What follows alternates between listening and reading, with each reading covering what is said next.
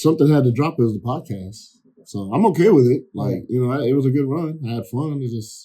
And I like to have a challenge too, Like, I like to be challenged. And you do that at your job, you get challenged like that? I get challenged all the time, but I like it. But, I've done the podcast and did everything I want to do with it. So it's like, at that point, I'm good. Like, I did everything I wanted to do. I guest on. I charted in different parts of the world. Like in Nigeria, I was the 23rd highest podcast in Nigeria. What the fuck? All right. Yeah. I don't know. I mean, there's Nigerian blood in me, but it's like, I don't know. I'll take it. Yeah. In Canada, I was in the top 100 in Canada too. Bro, what the fuck? That's crazy. Yeah, that's cool. Yeah. So I was like, Canada? And I don't know how. Like, I didn't like cater to them. Yeah. I wasn't like tagging Canada or nothing. It just happened that way. Yeah, the algorithm is weird how it'll like, because I've seen some other podcasters and they're like big in Australia and they're like, we have nothing to do with Australia and they're like, we're just big over there. Yeah. And that's exactly what happened, But my best market was Los Angeles. Like, that's where I got all my hits from mostly, and that's mainly because friends and family are hitting it up too. But, it's just Nigeria was the one that struck me weird. 23? I was like, I was ahead of Stephen A. Smith, which is a dear friend of mine. But yeah, it's like, how the hell? And I showed him, like, man, I'm beating you. I'm beating your podcast in Nigeria. He's like, just give it time, Jake. Give it time. I'm going to beat you. And he did. He destroyed me after that. So, and then he laughed about it. He's like, so I told you. Well, how long ago was this that you had your podcast? Well, I started it in 2018. And then I stopped in 2024. Okay. That's when I stopped. So the whole Nigeria thing happened around like COVID time. So yeah, and that's when things got pretty fun. Because with my podcast, I didn't just talk about one thing. I talk about sports, I talk about relationships, I talk about being a single dad. That's good. So yeah, did all that stuff, man. It was wild, but I think that's what made it work, because I would have got bored just talking about one thing. Yeah. I don't know how people do that shit. I can't. Yeah. I can't, man. Like, because my brain is so complex. Mm-hmm. It's like, I could talk about one thing every day, and I'd be like, I can't do this no more. Like, I'll straight up tell somebody in their face, like, we can't talk about this no more. I'm bored. Like, so how is it that you're able to, like, work in radio for, like, because radio is, like, one thing. How is it that you're able to do that then? Well, here's the thing. I started radio in 2000. I'm about to hit my 20. I know. Were you even born yet? No. I was. So that's the thing. Like, what I ended up doing, like, I have a love for it. Like, there's a true passion for what I do with radio. Like, I love doing it. So it makes the job easy. Mm-hmm. And what I ended up doing was I networked hard, like, at the beginning. And I, knock on wood or plastic, I have never been laid off. Because every time a layoff would happen with iHeart or something, they'd be like, we're going to keep you. I learned how to do a whole bunch of different jobs and got good at all of them. So I've been able to maintain this career, just because I have a love for it. I have a passion for it. And I know a lot of people. So, something's like, it's not going to work out here. I just make a phone call, but like, yo, check it. I need a job. And they're like, I got you. So, I've been blessed to have that kind of opportunity, man. I remember you told me, I don't know why this sticks out, is like, if you want to get in radio, you're like, try to be single. Yeah. Oh, let me tell you, I got into it married. So it was double hard. But the thing is, like, if you want to go somewhere, like you want to go to a different market and work, you don't want our life is here and I don't want to go. Yeah. Like, and it cost me. Because I think it was 2010. Stephen A. Smith just left Fox Sports Radio and went on to do First Take. Yeah, I remember First Take. Yep. Right, okay. And now it's blown the hell up, right? Mm-hmm. He wanted me to come with him and be one of his producers. Oh. Yeah. So I'm like, all right, New York, I've been there. I love New York. I can live there. It's no big deal. But the wife at the time, I'm divorced now, but like the wife at the time, she's like, we can't do it. I was like, no, I can. She's like, no, my family's from here. I'm from LA. I'm this and that. I don't want to leave. I'm like, you know how much money they offered me? Like, you can live in Connecticut and I'll take the train in. Like, we'll have a dope life, and she wasn't having it. She didn't want it. And I was like, Stephen A. Sorry, bro. Oh, come on, Jake, man. You can't. So I lost out on something great. And, you know, if you're going to be married or have a girl while you do this, have someone that's super supportive. Because she was making a lot of money and this and that. And she could have worked from home. Oh, what? Yeah, man. It's a long story, bro. Oh, I thought it was one of those where like it's because she had a like what is it, like a job on site that she was like, I can't leave. Well, it. she had to go in sometimes, but it's mostly at home. So I was like, what's the problem? It's just she didn't want to leave, and she wasn't supporting my dreams. So that's why I would always advise somebody, if you're gonna be with somebody while you're doing this, make sure they're extremely supportive. If not, don't do it. Like, I mean, that's my advice. Fuck, I'm asking him because I'm gonna get in a relationship and I'm over here like, fuck, Jake's words can't get out of my head. No, I mean, if she's dope, you know, and she's like, she loves you and supports you, then do that, you know? If she's supportive, but if you see early on, you're like, man, she doesn't support things I do. Like, say, for example, hey, man, I have a chance to do my broadcast or podcast from the Playboy Mansion. You know, and she's like, don't do that. Because that happened to me. No. I still did it, though. That's right. That's what I like to do. Yeah, that's right. Man, every man wants to go. You know? Yeah. So if they're like that, that's when you're like, okay, I probably should do something else or leave this girl. Or that's why I tell everybody. And I told you and I told everybody else, it's like, find someone supportive. Yeah. You know, if you're going to do it. But if not, take your time on that. You know, because if in this business, everything else has to come second. And it's a sad reality. But like even now, like, you know, I'm pretty successful at what I've done. And I've put my career first. I mean, my kids are one thing, but it's like my career and then anybody else I mess with comes second. And they know that. Anyone I talk to now, it's like career's first. And if you can't handle that, I don't know what to tell you. How do you balance that with your daughter? You just find ways, man. Like, I'm so busy, I have small gaps where I can do stuff. So I tell them ahead of time, we all sit down beginning of the season, and I pull out the calendar. I'm like, okay, this is when I can see you guys. This is when I cannot. And if you really want me to be there for something, like, I will call off. Like, now I start to call off. I never used to. You know, I think in the beginning, I probably missed like 2 games in 25 years of working all these events. And now it's like, I'll take time off. It's okay. You know, I've trained people under me. So it's like, hey, this day I need you to come in and do this Kings game or this Clipper game or whatever. So it balances out now. And it helps that they're older. They're more understanding. Like when they were younger, it was harder because, you know, like, Daddy. You know? Yeah. But now they're like, oh, we get it, Dad. So, and then I'll entice them like, hey, I got tickets for the game, so come. And then like, you can come see me at halftime or whatever. And they're like, okay. You know, and they'll take their friends and stuff like that. So it works out. Yeah, now it works out. Yeah, it works out now because they can benefit. I mean, my youngest, she's 9. So, but she gets it though, because I sit her down and like, hey, this is what Daddy's going to be doing. Okay, Daddy, you know, as long as you take me to Legoland, you know, and it's like, so, okay, cool. That's easy. But yeah, you know, you balance it out and you have a social life too. So it's like you plan your life around your schedule, but it works out, man. It's just, you find a way. Yeah. You find a way. So right now, what are you doing? Like, right now, I'm in the middle of the Clippers. Okay. That's the reason I'm wearing this. I'm not even a fan. I know, they know that too. Come on, they changed their logo. I like that. Yeah, they changed their logo, man. It's a little different now. So I'm in the middle of the Clipper season and the King season. And then Podcast One is all year round. Okay. And I do production for them. So, and I do visiting teams too for NBA and for NHL. Oh, shit. Yeah. So sometimes I'll go to Anaheim. Like if the Ducks are playing like the New York Rangers, I'll work for the New York Rangers for a night. You know, it's contract work. So I have a little, I usually around when the Grammys happen, they take what's called the Grammy trip. It's a 2-week road trip.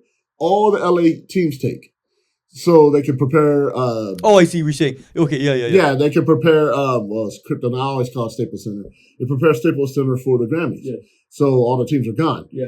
And that's usually when I get a lot of time where I make up. I'm like, hey, let's go here. Let's go to San Diego. Let's go have fun. You know. So yeah, right now it's just Clippers, Kings, and Sirius XM. That's like once a week, and Podcast One, that's all year round. And then I start teaching again February. I don't understand why you teach. Well, I love it. It's fun. Makes no sense. Okay, first of all, I get love it. I mean, the money's good too. Like, I don't just do it for free. I mean, nothing I do is because of charity. You know, it's fun because I love radio. Like, radio has given me everything I've ever wanted. Like, it's given me.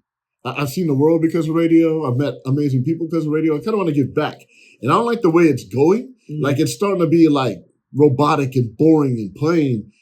And when I approached everyone at Mount SAC, I said, well, if I teach, I want to be real. I don't want to do what these robots are doing out here. I want to kind of just spark, students' minds and bring radio back to how it was when I got in. Because when I got in, it was fun. Half the stuff we used to get away with on the air, man, it was fun. Yeah, Jason told me some stories. Jason knows. I mean, that's why he and I get along so well, because we came from that time of radio where you could do anything you wanted. And it was encouraged. I'd go out in the street and do crazy stuff on the radio stations I worked for. Like, I'd go up to somebody and ask them this, and I would just ask them a crazy question. And he'd be like, oh my God, sometimes women would slap me. And I didn't care. It's like, if we're getting ratings, I don't care. But now, you can't do that because everything's so politically correct and boring. And so I wanted to give back. I wanted to try and do something different. Like, hey, man, let's teach you this. And I told Jason, I said, Jason, listen, this is what I want to do. And if I can't do it, I really don't want to teach. And he's like, no. That's why you're here. I was like, okay. So, I mean, you've been in my class. Like, how I am. Well, a lot of the times I take morning classes. You do always morning classes? Yeah, only because I work at night. But I'm trying to if I get full time, then I'd rather do evening classes, because teaching y'all in the morning is not fun. Nobody is awake at that time. It is. I'm like, I got a fake enthusiasm too. Like, hey, everybody, I'm tired because maybe I went out drinking the other night and party with my friends, I'm human. I like to have a good time. So I get it. And I'm very lenient to morning classes. But that's the only reason why I teach mornings, because of my other gigs. But if they're like, hey, you want to teach here full time? Then I'd be like, yeah. And then I'd teach later at night, because I'm a night person. I am nocturnal as hell. Yeah? Yeah, I am not a morning person. I know I disguise it really I don't think you are, because you'd be like, I was up to like 2 a.m. last night. I'm like, God damn, why you up right now? Yeah, because I'm usually, if I'm not working on something, because like I'm a creative. So if I get something in my mind I kind of knock out, I'll do it, and then all of a sudden, damn, it's 3. I got to be up in 4 hours. But I can function on no sleep because I've just done it for so long. Yeah. I'm just used to it. But yeah, I'm not big on teaching mornings, but it's my foot in the door to teach. To teach, yeah. And I want to give back like that, because radio's been so good to me. It's just been amazing, been a lot of fun. And going back to the radio, you said for like all the things you said, NBA, Podcast One, and some NHL. Yeah. You're producing for all of them. All of them. And what does that mean to produce? Okay, so I mix the audio. That's like my main part. What does that mean, mixing audio? All right, so I'll get the elements of like the broadcasters, the sound of the crowd. Okay. Put it together, send it through the internet to the radio station, and the board op, he'll receive all my audio, and then he broadcasts it out to the world. Got you. And so you're having, to put it dumb, you have 3 microphones. Yeah. And then you're just mixing, you're like switching levels to high to low. Yeah, mixing the levels to make sure they're balanced, not one's talking louder than the other. And then like you have your crowd, depending on what sport you do. Like with basketball, I work with TV. So that, like, you hear the net when they make a basket, you hear the squeaks on the floor from the sneakers. So like they have all kinds of mics, and then they send that whole mix to me, and I include that in my mix. So yeah, if that makes sense. Is this post-production or live? No, this is live, bro. Oh, this is live. Yeah. So I'm doing that, and then I'm telling them when to break. Hey, next segment, I need you to do this, like Kaiser Permanente read. Like, you're always telling them what to do next break. Excuse me. And so you're like controlling the whole thing, telling them what to say. We have a statistician that keeps stats. The Clippers are on a 17-0 run, and but like if the statistician misses it, because it's usually a kid that's half awake and just happy to be at the game, like, hey, Kawhi Leonard, he made 6 straight buckets. Like, they'll tell you, I'll write it down. But I can talk in their ear, because it's like the way I have my board set up. I can like push a button and say, hey, feed them a stat. If the stat guy don't do it. So yeah, so I control the whole thing. Is it like, I feel like I've seen a movie where like, and there's TVs too, right? Yeah, we have a monitor. Because if you just watch it live, you'll miss a lot. So we have monitors where we can see everything. And like I can point it out, like, oh, see this? Look at that. That guy got hurt, man. He's going to the locker room. You may not see that if you're just focused on the game. Yeah. So we work with TV very close. How hard is it? You know, I've done it for so long, I can like do whatever I want and do it second nature.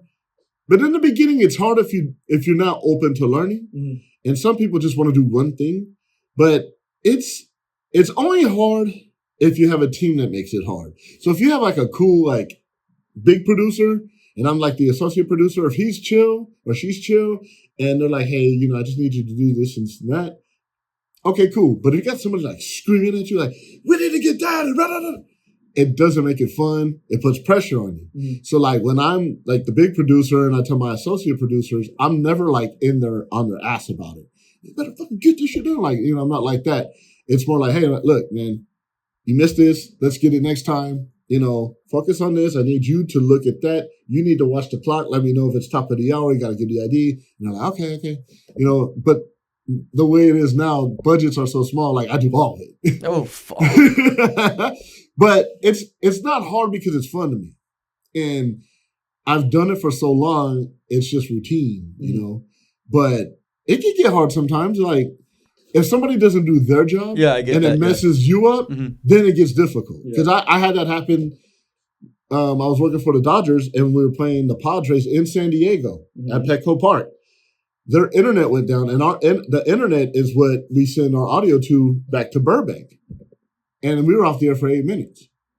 8 minutes. So what the fuck happens? So it was just dead air. Dead air. So what I did was I grabbed my cell phone, put it in between both announcers, and they were looking at me like weird. I didn't tell them we were off the air. And I said, it's here as a backup because the internet's been acting funny. Oh, no problem. So I was broadcasting through my cell phone. While I'm running in the back, I never freak out. I'm not like, oh my God, what do we do? I'm just like, hey, look, we need internet. So they had to run like 200 feet of a Cat 5, drag it all across the back of the booth, and then we finally got connected. And then I took my cell phone away. They didn't know we were off the air.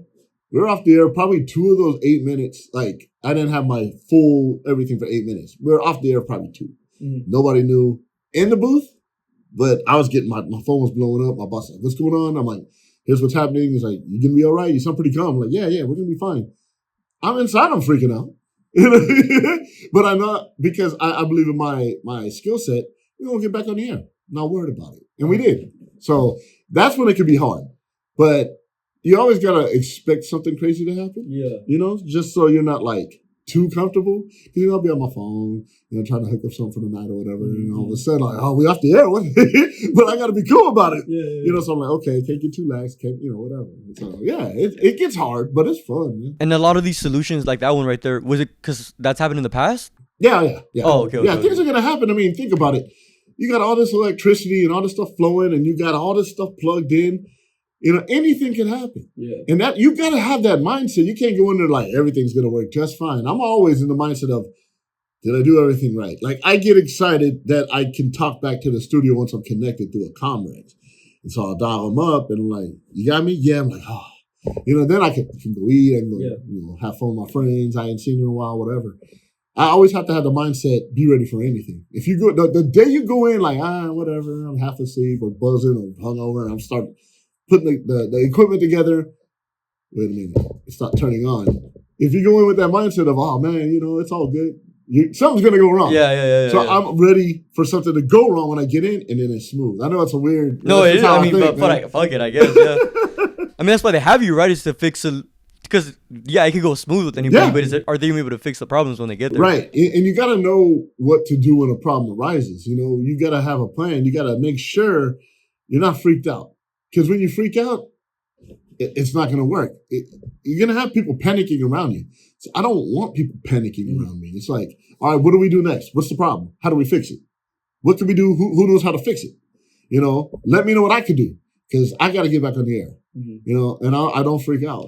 And I love that I don't. You know, I freak out about the dumbest things, but when it's something big, because you're running like a multi-million-dollar broadcast, and it's on you to make sure you get it done. So there's pressure there. But like, I just I don't think about it. It's like, let's get it fixed. I'm a problem solver. I ain't want to be, I can't fix it. No, we're going to get it fixed. You just got to have the right mindset, man. And are you able to, and you say you're so good at it, is it because you were in all those roles when you first started? Oh, yeah. Yeah, I learned everything. You know, like in the radio station, I was a board op, I was a producer, call screener, update anchor, on-air guy. Like, I did all of it. I know how to set up remotes on location. I asked to learn all those things. That makes you very hireable, you know? And I was at Fox Sports Radio, I was making the most out of every board op, like 3 times more than they were. You're like, well, how come you make so much? Because I know how to do everything. You're like, can you set up a remote at a sports bar? No. Okay. Can you jump in the update booth and do an update on the fly? No. You know how to screen calls? No. Okay, so you've already asked out on everything else, and I know how to do all that. You know what I'm saying? So, like, that's the thing. I learned everybody's role, even, like, promotions. I was out there passing out bumper stickers and T-shirts to people. You know, and you'd be surprised how happy people get over a damn T-shirt. It's funny as hell.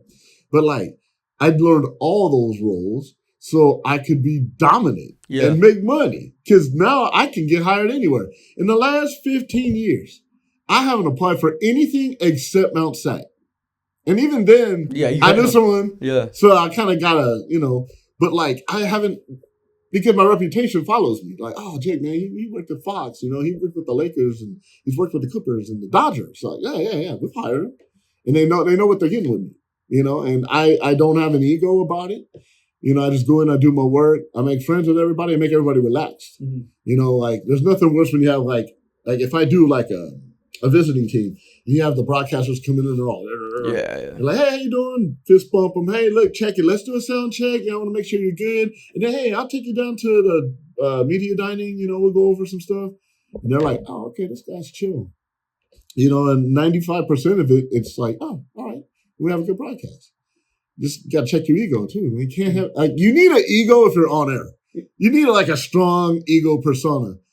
But don't treat your staff like shit. Yeah, that's the difference. Yeah, that's the difference. Yeah, because I've worked with some people that were fucking assholes, and then I worked with some people where they treated me as if I was on air with them, and you know, pass out bonuses every year. You don't expect that, or you know, they buy dinners all the time. Like you got to have a good chemistry with who you work with, because if you don't, it will never work, man. Like it'll never work. I mean, I could say the same thing for school. I mean, or just not even in general in life. Like, you want to have good chemistry with anybody, because I've had moments like in jobs where I was like, my we would say regional manager would yell at people and cuss them out, and I'd be like, that motherfucker better not come over here and do that shit to me. I'm like, I'll smack a motherfucker. I'm like, I don't care if I have a job. I'll smack a motherfucker right now. You ain't gonna talk to me any other way. Yeah, I'm like, look, sure, you have a higher authority than me, but you're not treating me any different. No, we're equal in some parts. If you need to get the job done, fine, but you ain't gonna disrespect me. Yeah. There's a whole other category. And that's the other thing I've been able to survive so long in this business. I stood my ground. Yeah. Because if they notice you're weak, they will come at you. Fuck yeah. And they will do you wrong, and they'll punk you. Mm-hmm. And I couldn't be punked. Like, man, I grew up in San Bernardino, California. You know, I still got a hood side, man. Like, don't get me twisted. Like, check it. Like, I'm a cool dude and I'm a professor, which that still sounds weird to me. But I'll check a motherfucker real quick. Yeah. You ain't gonna be here talking crazy to me. I'm gonna put who you are. Yeah. Okay? Mm-hmm. And that's helped me in the business too. Because like, man, look, check it. And I tell every new host, even Stephen A. Smith, he'll vouch for it. I mean, he put me in his book that he has so much respect for me. When he came, I said, all right, there's 2 things I won't do. I'm not gonna get you coffee, and I'll never lie to you. Okay. And in addition, you're not going to punk me. Yeah. So if you ask for something nicely. Yeah. And I get it for you. But don't go demanding for anything, because you'll get nothing.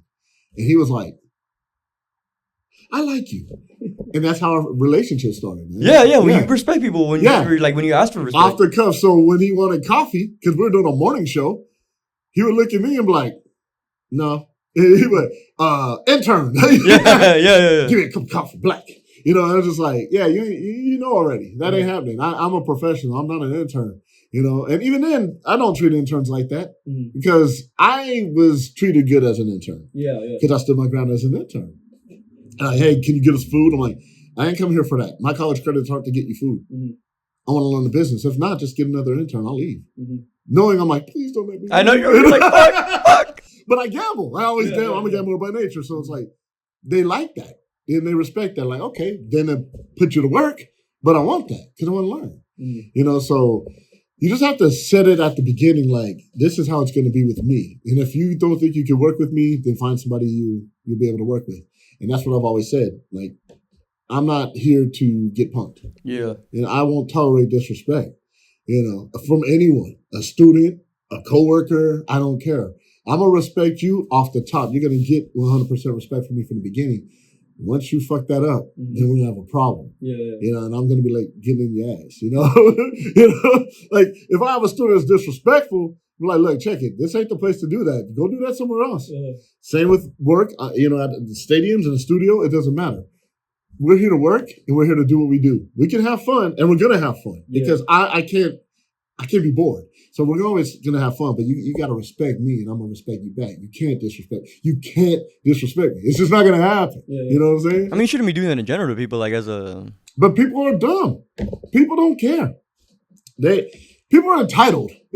So they think they can talk to someone any old way because, you know, I'm 48 years old, a little older. So everyone's on their phone, so they can talk trash to one another and it's like nothing happens. Oh, I'm gonna, you know, this, that, or the other, I'm gonna dox you, or, you know. I'm like, man, put the phone down, meet me outside. Like, you know, because people aren't used to being confronted in person. People don't even interact in person no more. You know what I'm saying? it's hard, yeah. Yeah, it's like, how do y'all like get girls, like, you know, or guys? Do you do it all online? Like, I mean, I have, but man, I talk to people. And that's what I don't understand. People don't understand you can get hit in the mouth. Because they talk to you any old way. What do you think about that, like with the new generation coming up? Because I tell a lot of people, I'm like, sometimes the thing with these kids, I'm like, they got to get checked, but they don't. Yeah, a lot of people aren't getting checked. It starts at home. These parents ain't checking their kids, man. Like, I'm old school, so like my kids, they get it. Like, they're like, oh, Dad, you keep up with all the trends, but like, you check us. I'm like, yeah, because I'd rather me check you than some fool on the street check you. Yeah. Because if they check you, they're going to check you hard. But a lot of people are disrespectful because they ain't been checked. Yeah. You know, they haven't been told, hey, you can't do this. Everyone gets away with everything. It's like parents nowadays pacify their kids. They hand them an electronic. Or they give in like, okay, if you don't want to clean, like, you ain't going anywhere till the house is clean. You know, and we don't have that no more. And that's what's sad, bro. But that's the thing. I think a lot of it is smartphones and just not interacting with people. Yeah. And so they become disrespectful and they just have this weird thing in their head like, oh, I can't be touched. Yeah, you can. Easily. So my girls know that. You know, I've raised them that way. What age did you have your first daughter? I was 29. Oh, okay. I thought you were younger. No. I waited a long time because my then wife and I, we wanted to travel and have fun. Okay, yeah. We wanted to bring no snot-nosed kid around. Like, we wanted to go party and have a good time. And then I was like, okay, we partied enough. We had a good time enough. Let's start a family, you know. So we waited 7 years. I got married at 22, which I would not recommend to anybody. But, yeah, I got married young because I was in love, man. So I was like, I want to snatch her up. I don't want her to go nowhere. But we traveled. We had fun. We partied in Vegas like 3 times a month. Like, we did it. You know, Europe and saw the world. And I was like, okay, I want to be a dad now. And so I quit the Dodgers because I was tired of traveling and I want to have a baby. And that changed a lot. That's crazy how much a kid changes their relationship. Oh, my God. Because you're sleep deprived, number one, because they're up whenever they're hungry or they need a diaper change. And then that's like all your time goes into a baby. And even if it's 2 of you, it's still a lot of work. So like the traveling stopped. Like I would be thankful. Hey, you need something for the store? And I would take my sweet ass time. So I'm like, man, I'm here to crying babies or nagging wife, you know. So it changes your life, man. But I think it's harder from when you have 1 to 2. Yeah. Then you have 2, and it's like, oh my God. So this one's still little, and this one's a baby. And it's like, oh. When I had my 3rd one, it's like, I'm used to it now. But the dynamic of your whole life changes. And I'm just like, man. So yeah, that's why we waited. If I would have did that at 22, I don't think I'd be a good father. Like, I'll be honest. Yeah. Well, you're a different person. Yeah. From 22 to 29, it's a big. I feel different being 22 to 26, and that's only 4 years. It's a huge difference, you know. But yeah, I was very young when I got married. I was in the Navy. You know, so I just got off being, crazy and partying to locking it down with one girl and partying with her, and being told what to do by the government and you can't live here, you got to go here, you got to do this. And I'm just like, yo, I don't know. Like, I don't know if I want to do this, but it worked out. I mean, I got divorced after 20 years, but that's just because her and we just, I was growing and she was in the same place. So it's kind of like that dynamic. And that's why I was saying, I always tell people to wait to get married when you're older. Because then you've established your finances, your career, you've matured. And then you find someone like-minded. Like, make sure they're in their career. Like, when I met her, she was going to college. So I was helping her through college, helping her, like, do her work, And now she's very successful. Like, she makes a lot of money, But, yeah, when you start out and you're both, like, trying to find yourselves and married and try to, it don't work. It can work, but it was just too hard. And then once we were established, we were already bitter at each other. Like, I'm established, you're established, this, that, and the other. And I was like, I just don't want to be here, So that's why I would suggest, like, you find somebody, like I said in the beginning, make sure they support you. Yeah. And they're happy for you. And encourage you to make moves that are going to benefit you and the family. Like if it's just going to benefit you, then why do it? But if you're already with your girl and it's like, hey, look, I can make this much money, we might have to move to Chicago. If you don't want to do it, let me know. Like, but most loving people will support you. Like, you know what, I'm with you. I trust you. And that's the thing, like my track record always spoke for itself. Anywhere I went, I was successful. So I told her, like, I'll be successful here. It's going to benefit us. She wasn't believing it. And so we ended it. And I was like, dang, you got all this stuff going on now. Could have been you. Yeah. You messed that up. You never thought about going back? Never. Oh, interesting. Hell no. Oh, all right. No, divorce was a good thing. I mean, it was sad because of my kids, but it actually made me a better father. I was always a good father, but I'm a better father now because, like, I have to give them all the attention when they're with me. I have to be mom and dad when they're with me. But no, I never thought about going back because that relationship, and I'm not trying to speak shit on my ex, my baby mama, she was good and she helped me out a lot. I'm not going to say I did it on my own. She helped me out with a lot of things, but she wanted things her way. She's very controlling, and with my personality, I can't do that. So now it's like, okay, I'm single. I do what I do. I have fun.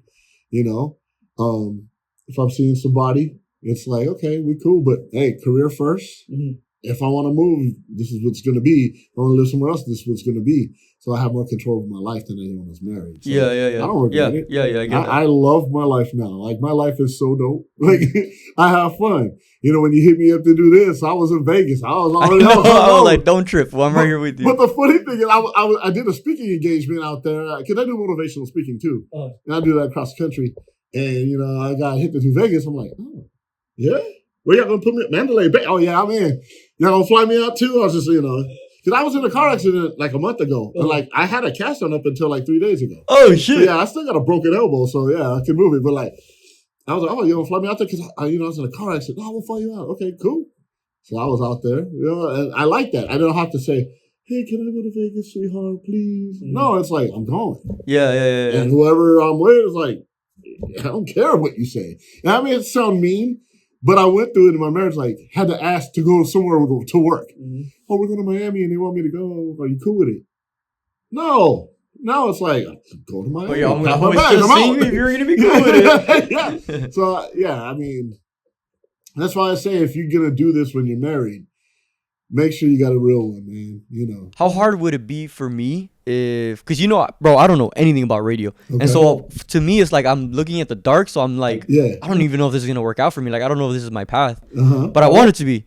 And so, okay, so I want to do almost everything you want to do. But I'm more of like, I'm cool with just saying like remote, like stay location. Sure. But I want to have a kid by like next year. Oh, wow. How much is that going to affect like everything from like how successful I can really be? Well, again, it all comes down to a partner. Yeah. If you want to start a family, you need to have somebody in your life that's understanding. Like, you seem like you'd be a present father. Like, you'd be into it because you're dedicated when you're into something. You dedicate yourself. from knowing you as long as I have. It all comes down to support. Like a child will change your life. Yeah. The things you could just do, sleep in. Oh no, you ain't doing that no more. That's over. Yeah. So you sure you won't want to? Yeah, no, I'll do it. I do it, but okay. I love sleeping in. I'm just I love like the sleeping in. Unless like I would tell my ex like, hey, if you get the next feeding or whatever, I'll do it. Yeah, just let me get another hour. Yeah. So as far as career goes, it was harder because I started my career with no kids. Yeah. And then I had my first baby. And she was sick.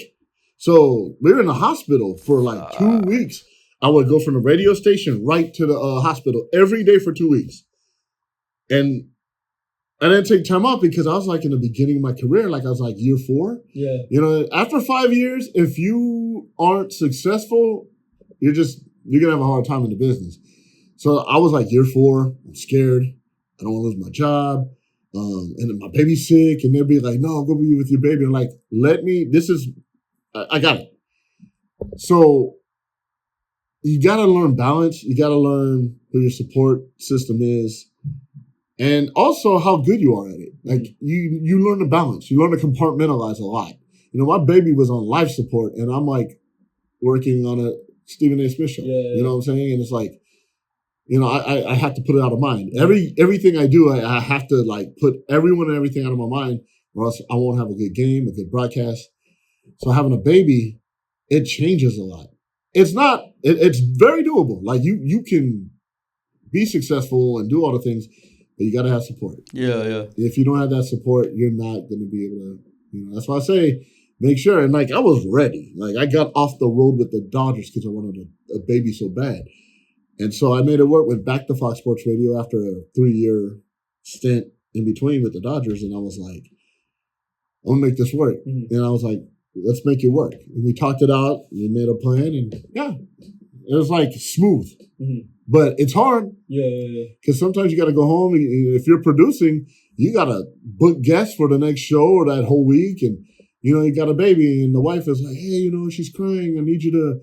And you're like, yeah, but I got to book these guests, and it's like, fuck, how do I balance this out? So then you bargain, If you got a cool chick, you got a cool chick. You ain't got to do that, but I ain't have one. So it's just like, you need to do that. I'm like, I'm working. When you're working, I don't say, hey, you better do. So again, support. That's interesting. What advice can you give me for like coming into this radio career? Because, bro, I'm looking at it, I'm like, man, I'm lost. Like, I don't know anything. I don't even know how to start. Well, the first thing, your attitude has to be good. Okay. Before anything else. Don't be a know-it-all. Because we put know-it-alls to work. Okay, yeah. Oh, you do, huh? It's easy. Oh, it's easy. We need you to do this, pull that cable. We haven't pulled cable for no reason. These two. Yeah, just you want to be badass. You know everything, huh? Go ahead. Why are you pulling cable? I don't know. You didn't have to. Yeah. You should have asked questions.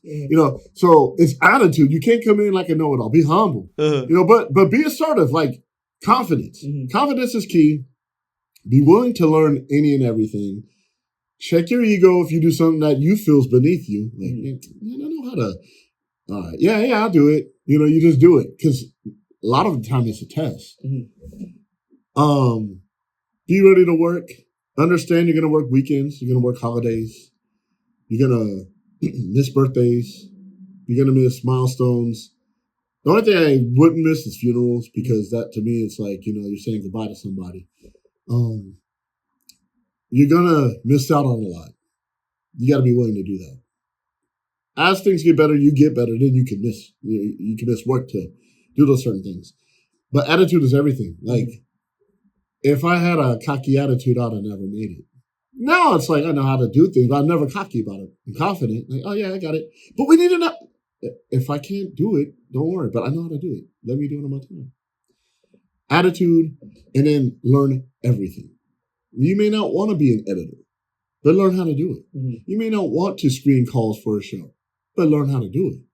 Because you may get a job where you screen calls, and it might be a wildly successful show, and you get paid a hell of a lot of money just to, make sure that they're good for the air. And if they suck, you screen them out. Learn everything. I learned how to be on there, produce, call screen, edit, board up, do updates, put remotes together, and I'm a people person, so I know how to talk to people. You gotta know how to talk to people too. So if you have people under you, you don't gotta yell at them. Be firm with them, but like, hey, look, we need this soundbite and this soundbite. Cut that up, make sure we get it within 20 minutes. Just be firm. Anything I said right there wasn't mean, offensive. It's just firm and assertive. And then they get back, you thank them. Hey, man, good job on that. It sounded really good. The host liked it. And you always give praise when praise is due. That's important. Because if I'm a young guy, I need to know I'm doing a good job or a bad job. If you just keep me in limbo, I never know what I'm doing. So I don't know if I'm progressing or if I'm digressing. So you got to have that kind of set. Yeah. People skills, man. It sounds. Well, the thing is, everything you're saying sounds like it could be translated into anything. Of course, and it is. It really is. Like radio's no different. It's not like any different from a corporate job I've had. Where you have a good leader and you have a good support system, and anything you do, it's gonna be successful. So, in all my years of radio, I've worked with some shitty producers and some shitty hosts. There's hosts I've looked at behind the glass and man, I'm fucking better than that guy. He fucking sucks. But if you get that chance, then you turn that into, well, let me do my show through him. Yeah. So when I leave, that goes away. Mm-hmm. And then they notice who the real talent was, and it's the producer. I've had that happen too. Mm-hmm. So, those are the things I would suggest when you're getting in. Just check your ego at the door, be willing to learn, and be good with people. And you'll not 25 years, bro, and counting. I ain't going nowhere. I love what I do. I literally love driving into whatever arena or a studio and come to work, or class when y'all are just looking at me like, I showed up late. That's crazy. That's crazy. But it's the love for it. That's why it's 8 a.m. and I'm tired and I may have been out all night, but like you wouldn't know because I'm a profession. I got to perform. And the days I don't have it, I'm going to be honest. Like, look, I ain't got it all the days, so you're on your own. But if you need me, I'm here, And I've had those days, that. And I'm honest about it. Yeah. But that's the key, man. Like, get good at what you do, man. They say 10,000 hours, is what you need to master your skill. And I believe in that wholeheartedly. So even if I'm doing like a production piece, whether I'm paid for it or if it's just practice, I still have the same love for it and I give it the same effort. Every time. It could be $20 or $1,000 to produce something. But I'm going to make it, as if I'm doing it for free. Yeah. You gotta have that love for it. Like basketball players, for example. They hate practice, but they do it. Mm-hmm. And people like Kobe Bryant, God rest his soul, he went above and beyond because he loved it. He didn't do it for the money. He loved it. You gotta love it to be great at it. If you don't love it, it'll never work. It'll just be another job. And when you have a blah, blah job, you're going to do blah, blah work and you just do just enough to not get fired.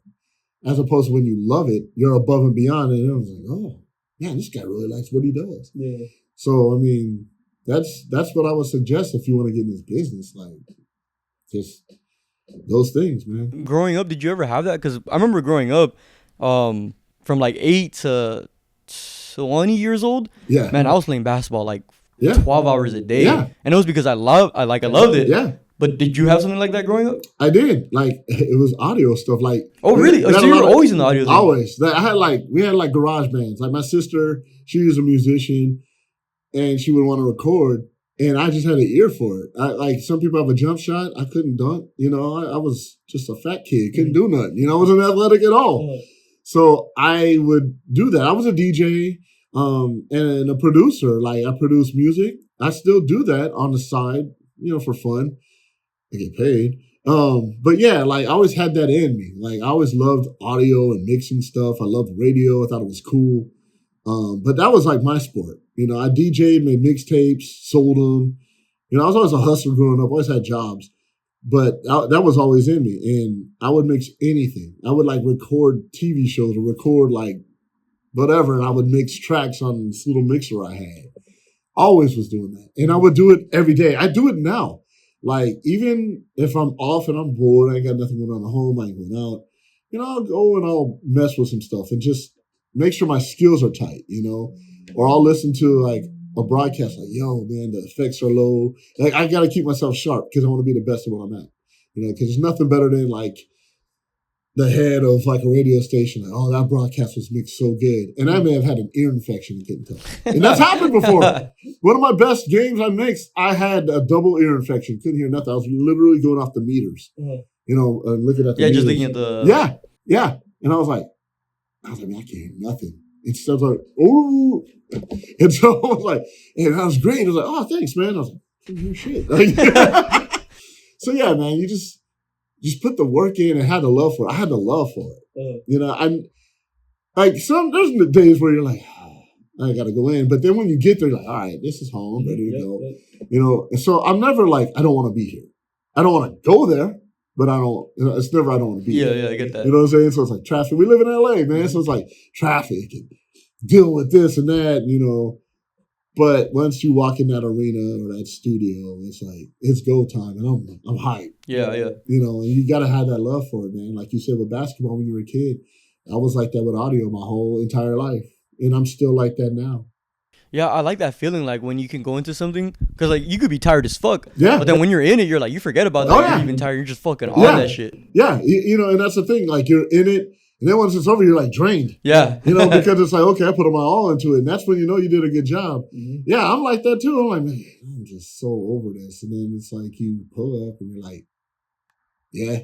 I remember some of the, you made us do a commercial one time for the first class I had you. Yeah. And I started, I'm like, man, I don't want to fucking do this. It's like, it's the day before. Yeah. I'm like, it's due like in fucking 10 hours. I'm like, fuck. Yeah, you never were a procrastinator. No, fuck no. Everything I did was last minute. I work better that way too, though. Yeah. But I remember I had to get into the studio and I'd go on the computer and then shit would just start going and I'm like, oh, fuck, it's been 5 hours. Yeah. I'm like, God damn, like you really get into this shit. Yeah, you have so much fun. You're into it. You're like, all right, I feel you. Yeah. That's a great feeling, man. That's when you know you're really into what you're doing. Mm-hmm. You know, because I'll be the same way. Like I'm putting together a production piece for like Podcast One. They're like, hey, Adam Carolla needs a new promo, but it needs to be really good. And we have to do a sponsor tie-in, which means you got to get a sponsor like and put it into the commercial or the promo. And I'm like, okay. And then I'll make like 3 different versions because I'm so into it. Like, oh, I'm done. Nah, I want to do something else to see if that sounds good. And all of a sudden I give them 3. Then they're like, oh, we'll use all 3 and pay you for all 3 when you only meant to do 1. So it's just like, man, yeah, when you have that means you have the passion for it. Mm-hmm. You know, because if you're working on something and it's only been 10 minutes, it feels like 10 hours. You're not into it. Fuck no. Yeah, it's not, you don't have a love for it. But if you work on it for 10 hours, it feels like 10 minutes. That's when you know you got the love for it. Mm-hmm. So, yeah. Did you ever, so I used to do I used to do boom operation for some stuff. And I remember, I don't know why, I was young, so I probably didn't know, but I was turning up the decibels to the max. And then I remember one night I felt like a tweaker. I was like, hey, do you hear that? Yeah. I would go to the corner and I'd be like, you don't hear that ringing? Yeah. And then I started looking it up and I was like, oh, I'm fucking my ears up. Yeah. I'm like, okay. Oh, yeah, you gotta take care of it. No, but it never happens to you? Like ear ringing? Yeah. Oh, all the time. I'll tell you this, like after a game, because I'm in an arena with 20,000 people every night almost, you know, or a soccer stadium with 20,000 people. I ride home with no music. I want a quiet ride home. You know, I don't want to hear nothing. The only time I'll turn on the radio is the traffic. Like, fuck, there's traffic. Put it on, you know, the traffic. Like, okay, turn it off. I can't listen to anything. Yeah. You know, it was worse when I was married because I come home, have to hear that, have to hear the kids, have to da-da-da-da-da-da.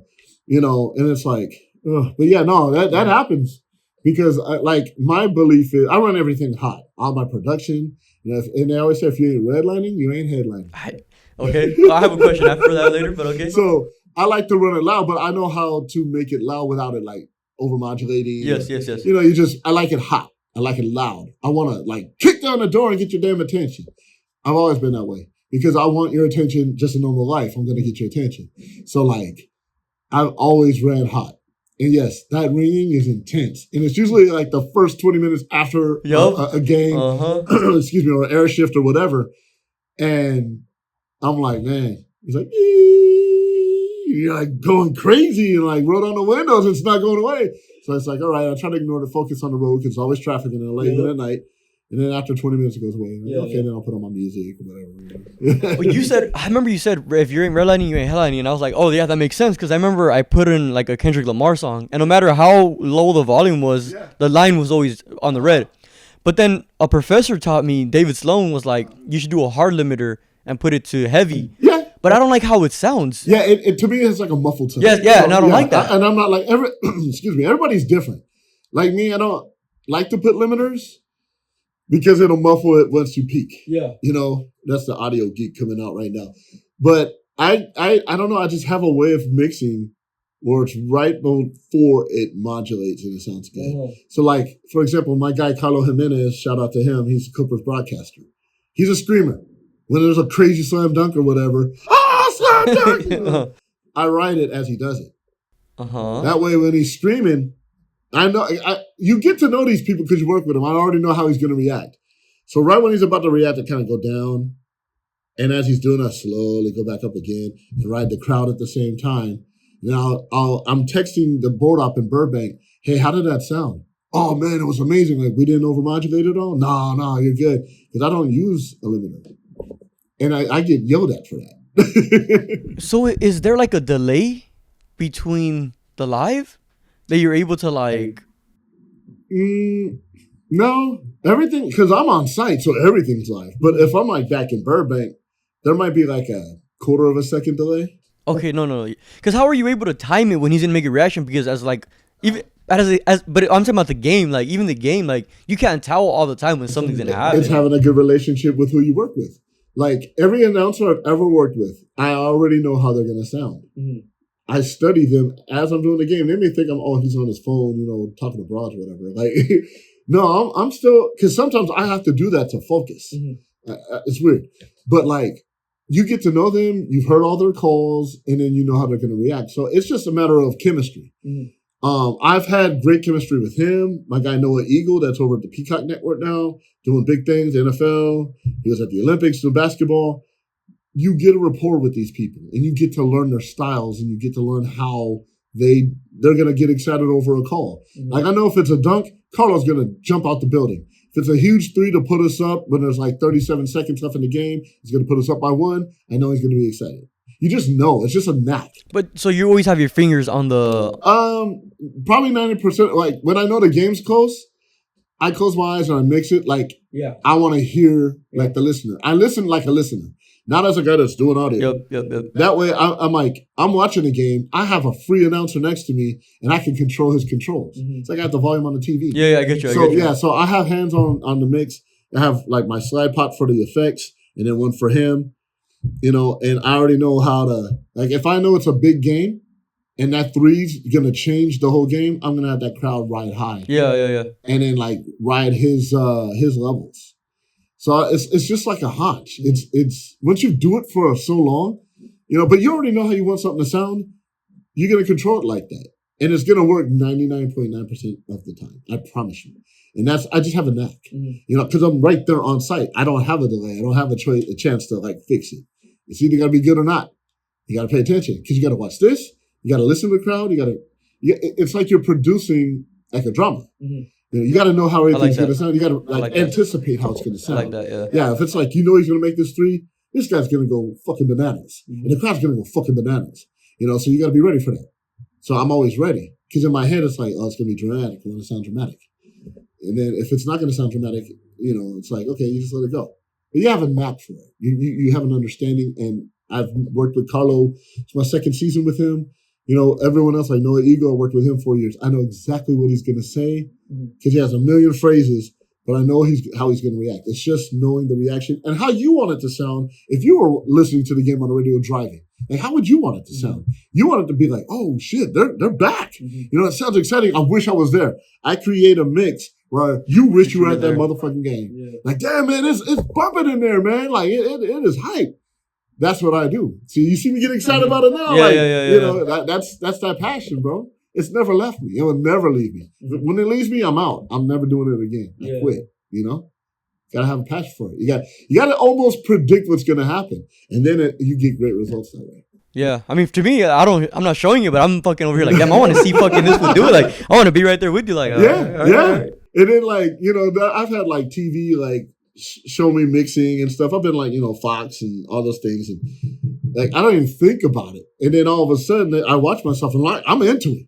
Like on TV, like if someone's doing like a music mix, you see the audio guy doing we're not doing that. I would imagine. Yeah. But if it's a game that's like exciting, we kind of are, but like during the game, I'm usually like on my phone.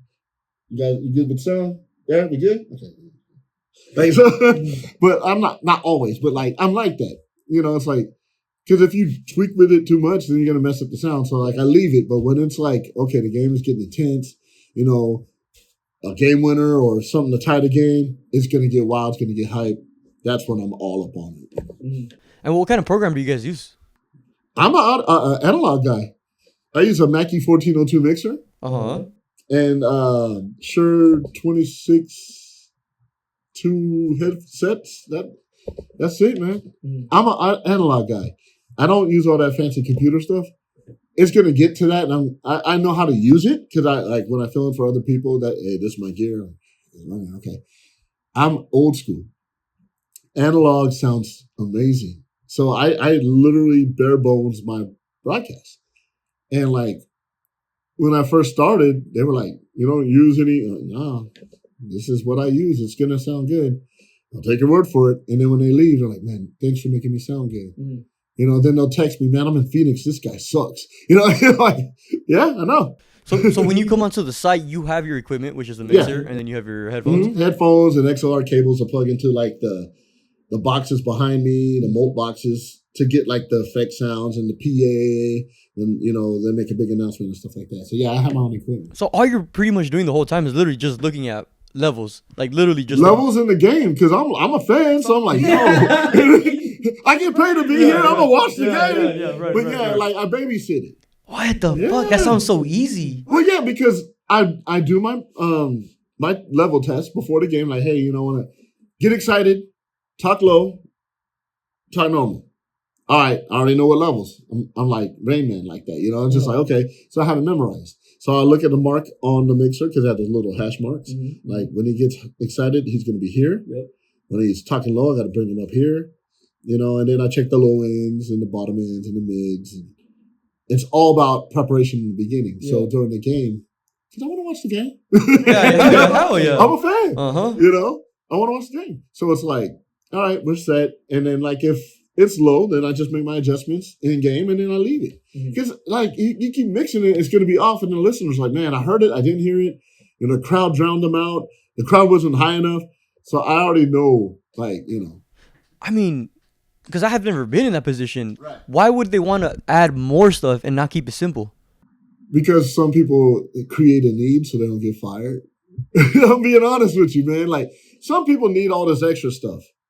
You really don't. I was going to say, is it necessary, though? Not always. It depends on what kind of broadcast you're doing. Like, if I'm doing a remote at a sports bar, I'm going to have like 30 drunk people enjoying, say, Petros and Money, for example, on 570. I don't need a whole bunch of stuff. I really just need headsets and a mixer. That's it. And a Comrex to send everything back to the studio. It's bare bones. I don't have a lot of fancy equipment by design because I don't want to carry a lot of fancy equipment. I want to be able to get in, set up in 20 minutes, do my level checks. As soon as they get there, go eat, come back, do the pregame, do the show, do the game, get the hell out, and make it easy. Go home. People oversimplify stuff. Or overcomplicate stuff, I should say. I oversimplify. It's like, I know what you need. I know what make it sound good. If I need something extra, I'll get it. Because some things happen where you'll plug in a line in the back of the wall and there's a hum. So you got to get an IL-19 and reduce the hum, like stuff like that. But I don't need all that fancy electronics. I even hate working with wireless mics, but I do because you need them, like for a sideline reporter. But it's like, if you do NFL and I've done NFL, like you got to get it comes from the league. You got to be on this frequency. It's such a mess, man. But I'm analog, bro. All day, every day, twice on a Sunday. That's how I like to roll, man. And it works. It's worked for 25 years. And, gradually when things change, I make my adaptations. I'm not one of those old curmudgeon dudes that, in my day, nah, man, it's today. I got to adjust. But you don't have to overcomplicate it. You really don't. Well, analog is good because it's like, I don't know how to explain it, but it's like attach to attach. Like there's no like it's this to this. Yeah, exactly. So it's point A to point B. Yeah. You know, it's not like you got to go through the computer and then you got to do this tweak and a drop down menu and click this and hell no, I hate doing that. Mm-hmm. I hate doing that. You know, like in a studio, you got to. You know, they have routers and stuff and things and all. I get all that. But when I'm on location, you know, and a lot of the old school guys like that. They're like, oh, this is what I'm used to, not that goddamn NASA shit. You know, like, yeah, man, because I'm here to make it easy for you. You know, just tell me how you want to sound, you know, and I'll take care of you. Mm-hmm. And I've just used analog my whole career, and I simplified. I mean, the analog is what got us to the moon, right? Right, exactly. So they say it might have been a soundstage too, but you know, other people think that. But no, that's the thing. Like analog still works because when that computer goes down, you're fucked. Yeah. Like you better have a backup. They're like, oh shit, Jake's still up. Yeah, like hey. Yeah. So yeah, man. But you gotta keep it simple, bro. You gotta get fancy with it. What's one of the coolest games you've seen? While working. Kobe's last game. Oh, you were there for that? I worked for NBA Taiwan. Oh. Yeah, I was there for that. Wait, you said Taiwan? NBA Taiwan. I was doing the radio broadcast. Oh hell no. No, it was cool. I didn't need to know Mandarin or Taiwan. No, I know, but I can't imagine having to know, not knowing a foreign language, and you're there just like, all right. Like, here's the thing: I do different languages all the time. It's all the same. They get excited for plays. It's just in their language. That's all it is. Yeah. You know. Yeah. All I ask is when I don't speak the language, like I know Spanish, so it's like okay. I work with a lot of Spanish broadcasters, but if it's like Taiwanese, Farsi, I'm like just point when you want to go to break, and then I'll just adjust. Mm-hmm. That's it. It's easy. But yeah, I worked Kobe's last game, and that was wow. Like he was at the beginning, he was not doing good. So we're like, oh, he's just gonna score like 18 points. Full win for 60. That place was the loudest I've ever heard Staples Center. Ever. Yep.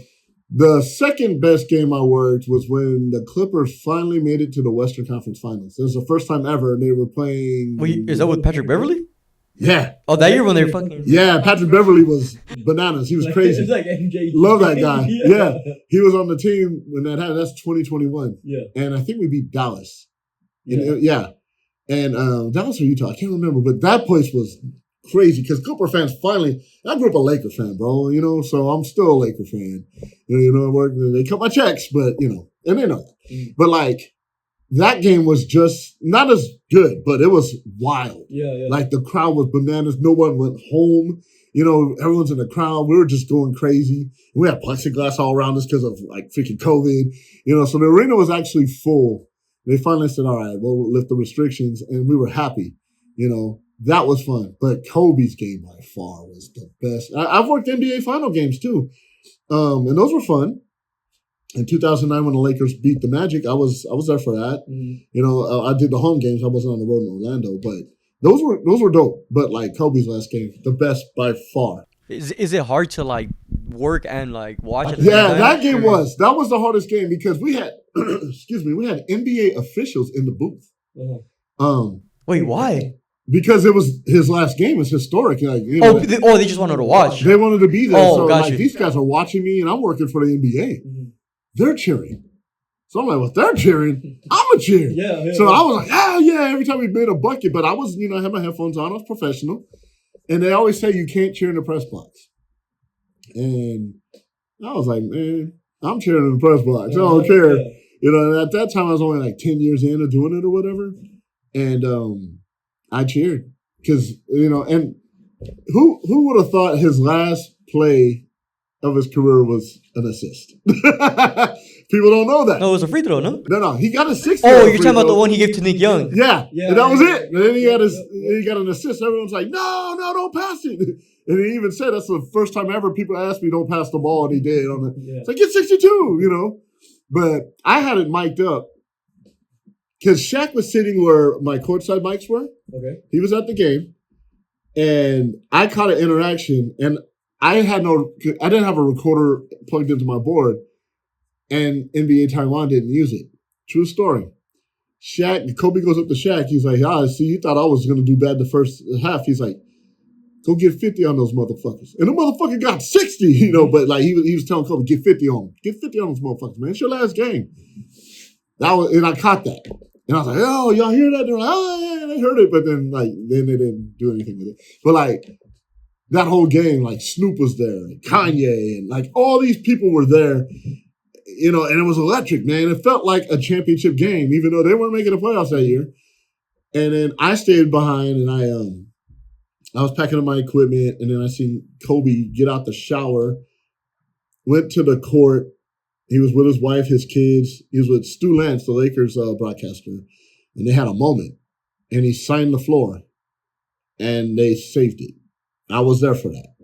And that was, like I said, the dopest game I've ever worked.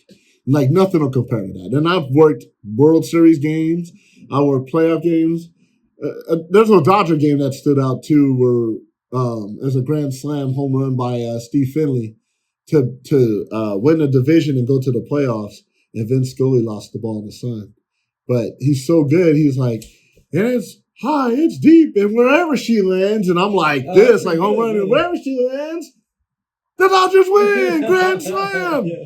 He lays out, they call it laying out. He like turned off his mic. He goes behind me. He goes, "You saved my bacon." When we get to St. Louis, steak dinner on me. That's right. What a play by Steve Finley. That's right. That's that was dope too. That's sick. That was my second favorite. Yeah, or third. No, actually, okay. So it's Kobe, the Dodger game, and then the Clipper game. So those are my top three. Right that's better. Yeah, those were fun, man. Those were fun. But how does it work with the like after the Kobe game, he had a microphone. Yeah. Do you already have those I have everything set up. So do they tell you ahead of time? Because some games they don't do like microphone checks, right? Some they won't. You know, like when Kobe spoke at the end of the game, I plug into a box in the back, and it's called the PA feed, public announcer.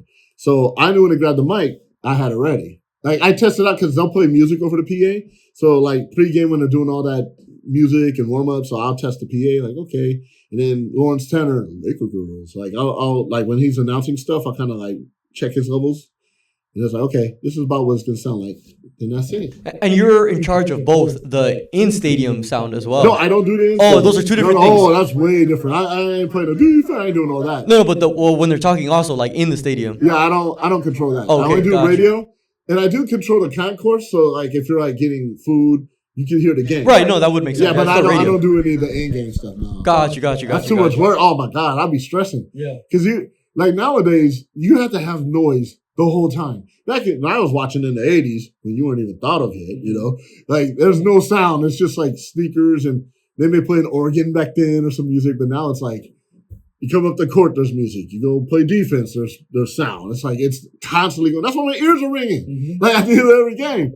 So yeah, it's like you're in control of a lot of stuff. But like before the game, they kind of give us a rundown. Like, hey, at this time we're gonna have this announcement, and pre-game Kobe's gonna speak, or post-game Kobe's gonna speak. We want to carry an interview. Like on TV, they'll plug it into the PA, and then I can ride that, and we get the interview from TV. So yeah, there's different ways to do that. You're not in charge of the mics either, right? No, just the radio ones. Just the ones for radio. No, but I mean, like, because you said you have mics like on the floor for the squeaky. Yeah, I mean, I can control the sound of the effect. Oh, I'm talking about like the labor work. Oh no, that's union, man. They didn't let me touch none of that. But I work with them. Like, hey, you think you could feed me this and feed me that? Like, yeah, we got you. Because we work very close with TV. Because we back and forth on each other. Like, hey, we need this from radio. I got you. We need this from TV. So like before the game, I'll go into the TV truck and I'll be like, hey, can I get this sound? Can you send me this? Yeah, we got you. Like you have your checks before the game, what you do. Wait, so what we hear on TV is not the same of what you do on work? It's way different. What the fuck? I thought it was the same thing. Like, I mean, there's an audio guy like me for TV, but he has way more to control. Like he has to, like I have one effects pot. He has like 7. Then he has to control the sideline reporter. Then he has to control the guys in the booth. Then he has to have a talkback have a talkback to the producer that's right next to the guys. So TV is way more complicated. I've done TV. There's a reason why I don't do TV. And the money's good, but they're yelling at you the whole time. Like, do that. God damn it, you missed. Like, yeah. Nah, bro. We ain't doing that. And they don't care. They'll still be like, I don't care if you're from the streets. You know, I've been doing this 40 years. It's like, no, okay, this ain't going to work. Oh, this whole time I thought it was the same thing. It's different, man. There's a lot of similarities between TV and radio, but like TV is way more produced. way more produced than radio. I keep it very simple. Yeah. Because I don't want anyone like, dude, this sounds complicated. Nah, because if I need someone to fill in an emergency, that's all you need to do, bro. Yeah. That's it. You make it sound good. It sounds like you have a lot going on, and that's what I do. That's my secret.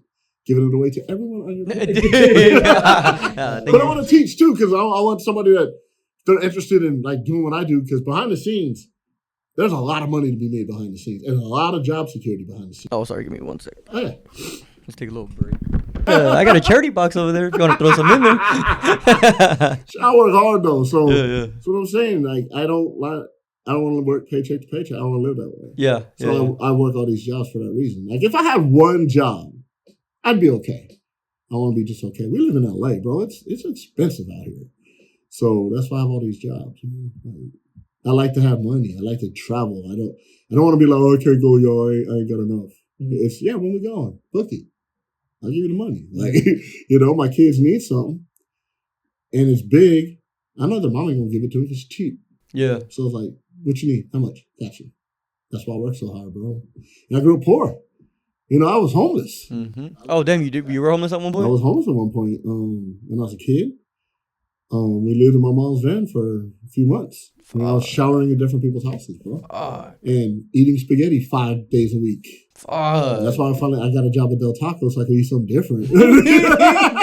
Bring food home. They let me bring food home, Yeah. That's why I love Del Taco to this day, because they're the ones that like got me my first job. And so that's where my drive comes from. I was poor. It's like I never want to be poor again.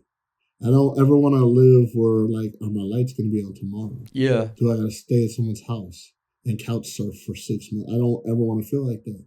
So, I got a big pad. I rent. I'm going to own again soon. Divorce will take that out of you. But, it's like I have my goals set. I know what I'm going to do. And it's like, okay. And I'm doing it. It's your drive. Excuse me. It's your drive. You had to have that drive, man, where if you know what you're going to do, have a vision board.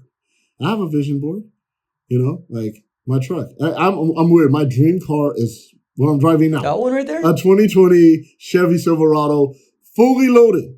It's a $70,000 truck at the time, but it's what I always wanted. I'm not a fancy guy, but I have everything I want. Other than probably getting married again, I'd like to do that, but everything was cool. My kids are cool. They're straight. Their futures are straight. I get a little check for my disability from the Navy because of my knee. Yeah, I remember. So like my life is dope. I work doing games. That's a job? No, it's a paid hobby, bro. And I have paid hobbies. Even when I'm sitting there editing all night long for Podcast One, I look back and say I was in school wishing to do this. So I always got to take my mind back to remember how bad you had it, or remember in the beginning, you're living your dream now. So that's what keeps me focused, bro. And so even with like having a baby and stuff like that, it's like, okay, I got to alter some things, but I still got to be successful. So she's going to have to understand this, that, and the other. So even now, because we're 50-50, there's times where when I'm supposed to have my kids, she'll take care of them for me. It's a team effort, but it's like, I'm only doing this for them. I could work one job, rent out a room and be happy because I'd never be home. I'd be out with friends or whatever, but I'm like, no, I got a place for, 3 bedrooms, and I got a home studio so I can work from home and be with them. I make adjustments, but it's all how bad you want anything. And I wanted this bad. I still want it bad. I'm not where I want to be still. Even though I'm at the top of the top, I'm still like, no, I want to do more. It's drive. It's living in that damn 40 Econoline van, beige van, with my mom crying because she couldn't feed us. You know what I'm saying? So we go get aluminum cans out of the trash cans at the park, and I'd see some of my homies there. Or it's like, hey, man, let me come over and play, Nintendo or whatever. Like, yeah, I can't. My mom's working. She don't want people at home, knowing damn well I'm going to my aunt's house, do homework, shower, sleep in the van. It sucked. So that was my drive, bro. That's why I work so hard. And I'll keep working hard because I never want to be broke. It's crazy how you grow up. It kind of like what are they called? what are the white kids who have a pension or like a trust fund? Yeah, trust fund kids. And they always end up fucked up, and it's like, and then people who had a fucked up childhood always end up being because they already know they're getting it. Yeah, you know, and my kids, they were blessed. They grew up in the burbs, you know. And they're like, so how do you manage that with your kids? I keep them humble. How though? Well, so for example, you know, I've spoiled your oldest kid's always in it. Yeah, it's the test kid. We spoiled the hell out of her. And, you know, she's like, Daddy. You know, she grew up in the valley. She's a valley girl. Daddy. Oh, hell. I'm like, nah, man. Your dad, man, he grew up broke. What the hell? Your mom grew up poor, too. What are you talking like that? It's like, can we get a, like, cheesecake? Oh, like, hell no. Daddy, can we have a bento box and sushi? Like, what the can you have a McDonald's cheeseburger? Like, what the hell? Yeah. You know, so I tell my story. So one day, my kids were acting up, like bad.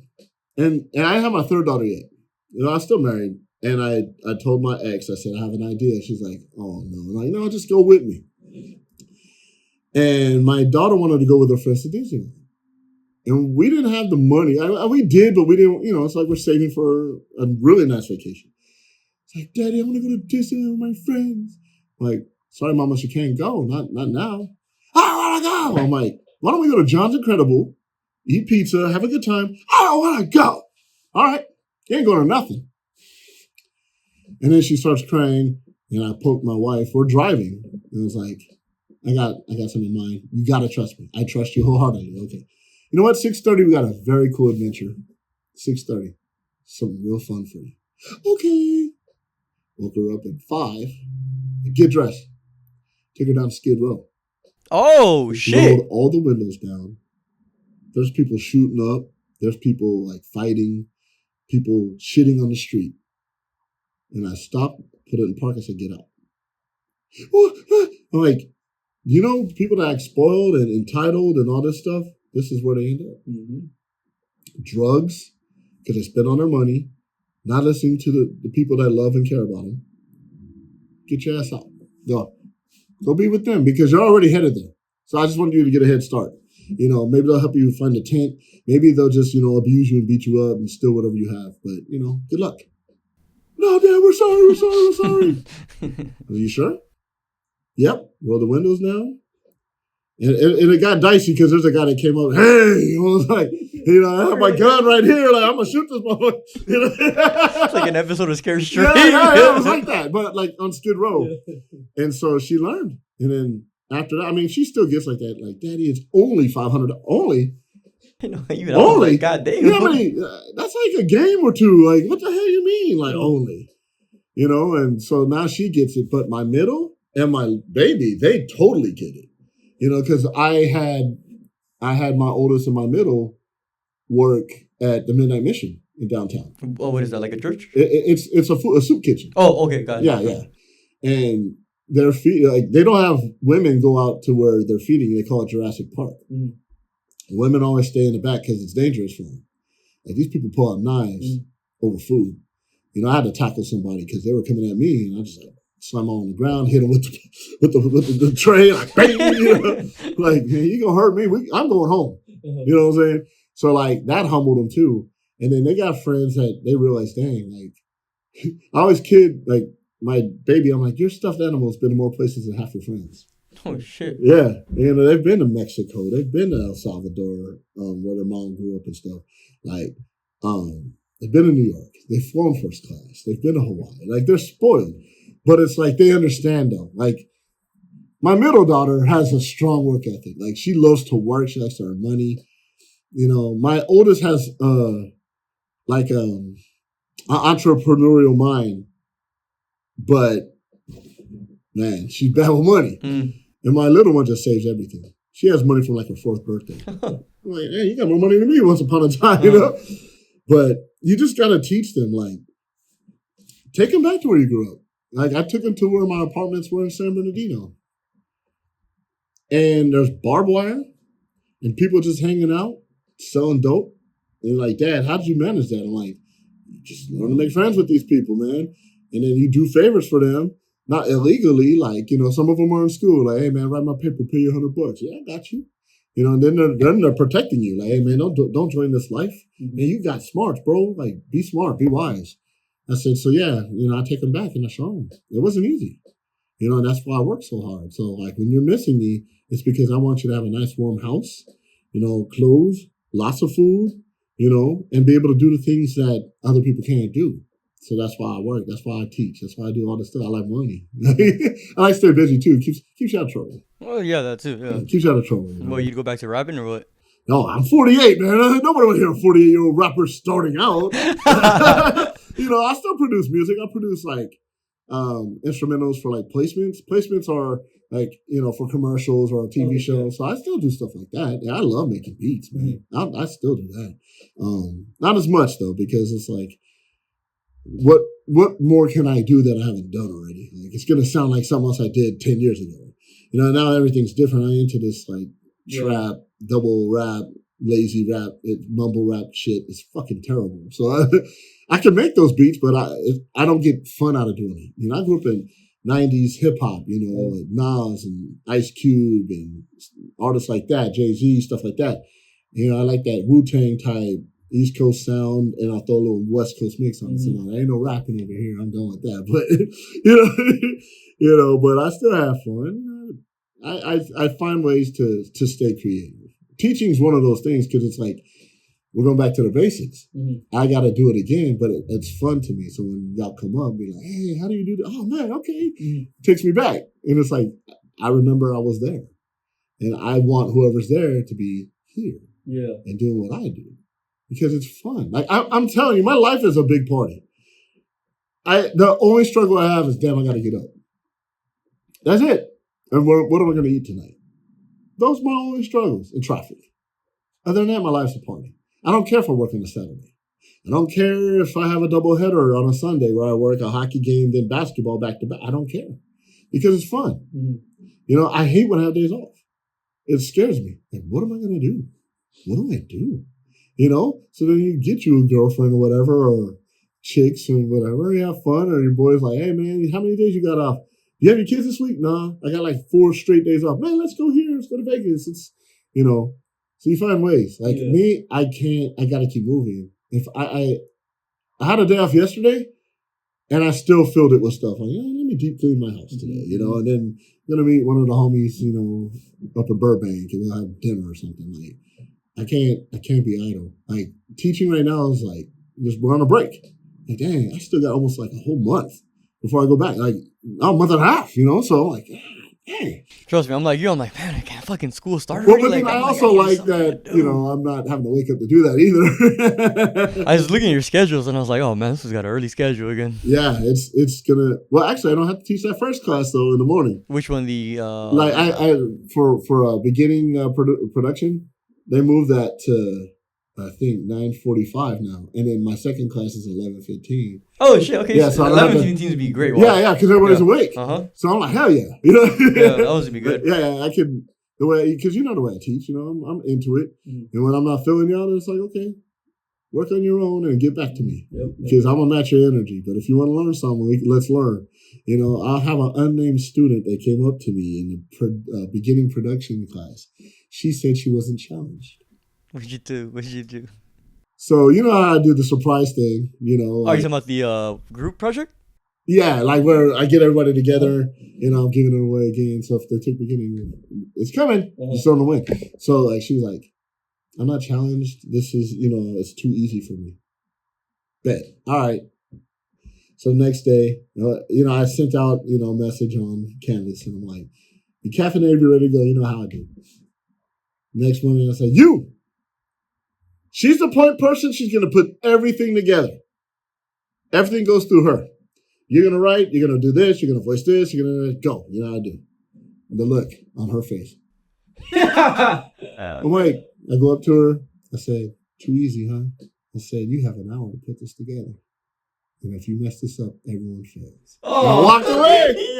Don't come to me, it's easy. Shut your mouth. Yeah. That's how I know you grew up privileged, Yeah. So she didn't talk to me like the rest of the semester. Yeah, fuck it though. Fuck it. I ain't got no feelings. Like, I'm here to teach. I don't care. Sometimes people in class would be like, "Wait, why don't we?" And I'm like, "Shut the fuck up." Yeah, shut up, because you know me. I'm like, "Oh wait, what?" Like, okay, so next Wednesday, this is what we doing. Hey, don't be smart.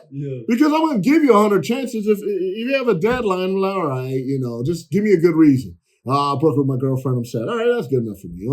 Because I'm not a teacher. I'm not there to grade you. Yeah. Grading is something I have to do. Teaching is what I love to do. Yeah. So I know it sounds weird, but I want you to learn the business. You're going to get an A if you do the work. I always say it. If you do the work, you get an A. Mm-hmm. If you half-ass do the work, you get an A. Just be present, do the work. You don't do the work, you're shitting all over me. His mother F me, whatever. She learned. And then at the end of the semester, I was like, you stopped talking to me. I said, this is going to happen if you're in this business. And if you can't take what I did, you'll never make it. She's like, well, I thank you for doing that. Yeah. I was like, I'm glad. You're welcome. I said, I could have been worse. I said, I'm like one of the cool ones around here. Mm-hmm. So you get Manny Pacheco. I love Manny. He taught me a lot. He ain't going to put up with that. He'd probably kick you out the class. Uh-huh. Oh, I'm easy? You just leave. Shut up. Don't say nothing. You didn't go to college, huh? No, I did. Oh, you did? Well, I did. I graduated from the University of Laverne. But I didn't go... I got my degree, but not in radio. Why does everybody say that? Well, because a radio degree... I know I'm biting my nose to spite my face, whatever. Like, you don't need... I know that. But it helps you. It helps you. Why, though? Because it shows that you were disciplined enough to take classes and show up every day and take tests and get a degree. The only thing my degree is in organizational management with a human resource concentration. Because I was going to leave radio. Okay, yeah. I was going to leave radio. I was like, I'm done. And as soon as I got in the corporate world again, I was like, man, I hate this. Like, I miss Margarita Friday, at the studio. Yeah, for real. You're like, and I'm HR. I'm the one that can't be doing this. Yeah, so I'm like, yeah, I'm going back. So I was still working radio part-time for 4 years. And then, but I went to the Academy of Radio and Television in Huntington Beach. And it was a 9-month course. And we learned everything on the fly. And back then we had to learn reel-to-reel. Mm-hmm. Edit with reel-to-reel, razors, tape. Wait, what? Wax pencils to mark your edits, yeah. Yeah, we still had Adobe Audition. Back then, it used to call it Cool Edit Pro. So I learned that real quick. And I was like, yeah, okay, this is way easier. But they want us to learn the old school. They're like, radio stations still have this stuff. So I got a job before I even graduated. But yeah, I did 9 months there. But, it's cool to have the degree. And I think you should do it, not because I work at Mount SAC. You're more hireable because they were like, oh, man, like, do you know how to do this, this, and this? Yeah, easy. Show us. So I do it. Oh, where'd you go to school? The Academy of... That's how they treated it. It's like, oh, trade school. Yeah. We're looking for somebody that went to a 4-year university. But I could do the job. Yeah, we know, but, it just shows... I'm like, okay, I'll see you on the flip side. Don't even worry. And that same person asked for a job for me. That's what I don't understand. I'm like, it doesn't make any fucking sense. I know. But it's good to have it. Like, I was a rare one. I took advantage of my situation. All the guest speakers that came through, I ended up getting the numbers. And now I'm all friends. And they all became mentors. One of them hired me out of school before I graduated. That's how I got my job at Westwood One, answering phones. Just answering phones. Not even a radio station, just for the front office. And then I would go across the street where they did all the radio stuff, the programming side, and the broadcasting side, and I learned. So I learned sales, too. Then I put me in sales. I hated it. I'm good at it. I hate it. I hate sales. But that's what you're doing in radio. You're literally selling air, and the content is keeping you there to buy the product. So it's all one-on-one, and it all coincides. But I would suggest now, I'm not against trade school. I'm a benefit of that, but I think it's fine if you go to school too. I mean, it sucks, but it's all a game. Life is a game. Like, we're all playing a game. So you just got to learn how to play the game right. And then all of a sudden. But the classes at Mount SAC kind of feel like it's a trade school, even though it's not. Yeah, but that's good. That's a good thing. Yeah. That's a good thing because it's like you're doing stuff on the job. Like the studios they have there is literally similar to what you'd be working at a radio station. Yeah. So that's one of the things that attracted me to that school to teach there. It's like, I'm like, oh, we're just going to give lectures. I don't do lectures. I'll show you what to do, and then I want you on your own. Yeah. And it's not because I'm lazy or I'm trying to do other work on the side. It's because that's what's going to happen in the real world. Like, if you have your production director come to you as a production guy and says, need you to produce a Coca-Cola spot. It needs to be 30 seconds. I need music, up tempo, this, that, and the other. The voice has to be this. Go. That's it? Yeah. Well, I need you for another. No, you got it. Damn, okay. Mm-hmm. So I got to do it the way they want it, with my flair, make sure it works. And then I submit it. No, do it again. That's why I teach the way I teach. Because you're going to have deadlines. Give you 2 weeks to do something. I get an hour and a half with no warning to do. Yeah, and so people still don't turn it in. Like, what the hell? Like, okay, good luck out in the real world. But yeah, they treat it like a trade school, and that's how you should do it. Yeah, I like it. Should be hands-on. Yeah, I like that. There's some colleges that don't have that. They'll just give a lecture, and then maybe let you use the studio like it's a privilege. If you're good enough to finish my class next semester, you can use that. And it's like, nah, that's not how that works, man. I'm gonna throw you in, like, go. Mm-hmm. I'm gonna see how good you are, and then I'm gonna assess how your skill set, your levels. That's why the way I teach, it's like I know there's some students that are gonna just, this is easy, and it's like, okay, well, if it's easy, you can go ahead and do the next one already. Oh wait, no, okay, well then do this easy one. Mm-hmm. Perfect to make sure it's good, and then do your thing, So that's why I teach the way I teach. Some people are fast, some people are slow. But it's like, never be afraid to ask. I'm never going to make you feel stupid. Like, just do what you do. Do it how you think it should be done. And if you need help, I'm going to help you. Like, that's the real world. That's how it is in radio. No one really helps you. No one collaborates. Oh, man, jump on this and do this with me. Because, like, every time I used to do that, how much am I getting paid? And you go to these other towns, how much? Like, you can't just, no, I need money. Mm-hmm. So, I got to do this on my own, create voices, call a friend that's not on radio, hey, just say this line, and I'll put a phone filter on it. So, I teach as if you work at a radio station because I'm going to be hands-off until it's time for my product. Mm-hmm. Like, did you finish it? Yeah. Like, no, where the hell is it? And they're way more mean than me. What is it? It has to air in an hour. We already promised, that so-and-so dealership is going to air this afternoon. And you're not done? Get it done. Like, okay. So that's how I teach, man. You got to treat it like the real world, bro. How many companies have you been through already? Oh, man. I'll go through the resume here. So I worked at Westwood One. They're a syndicator. Went from Westwood One to Fox Sports Radio first time. Mm-hmm. I was there 2 years. From there to the Dodgers radio broadcast, where I worked with Vin Scully, traveled with the team and everything.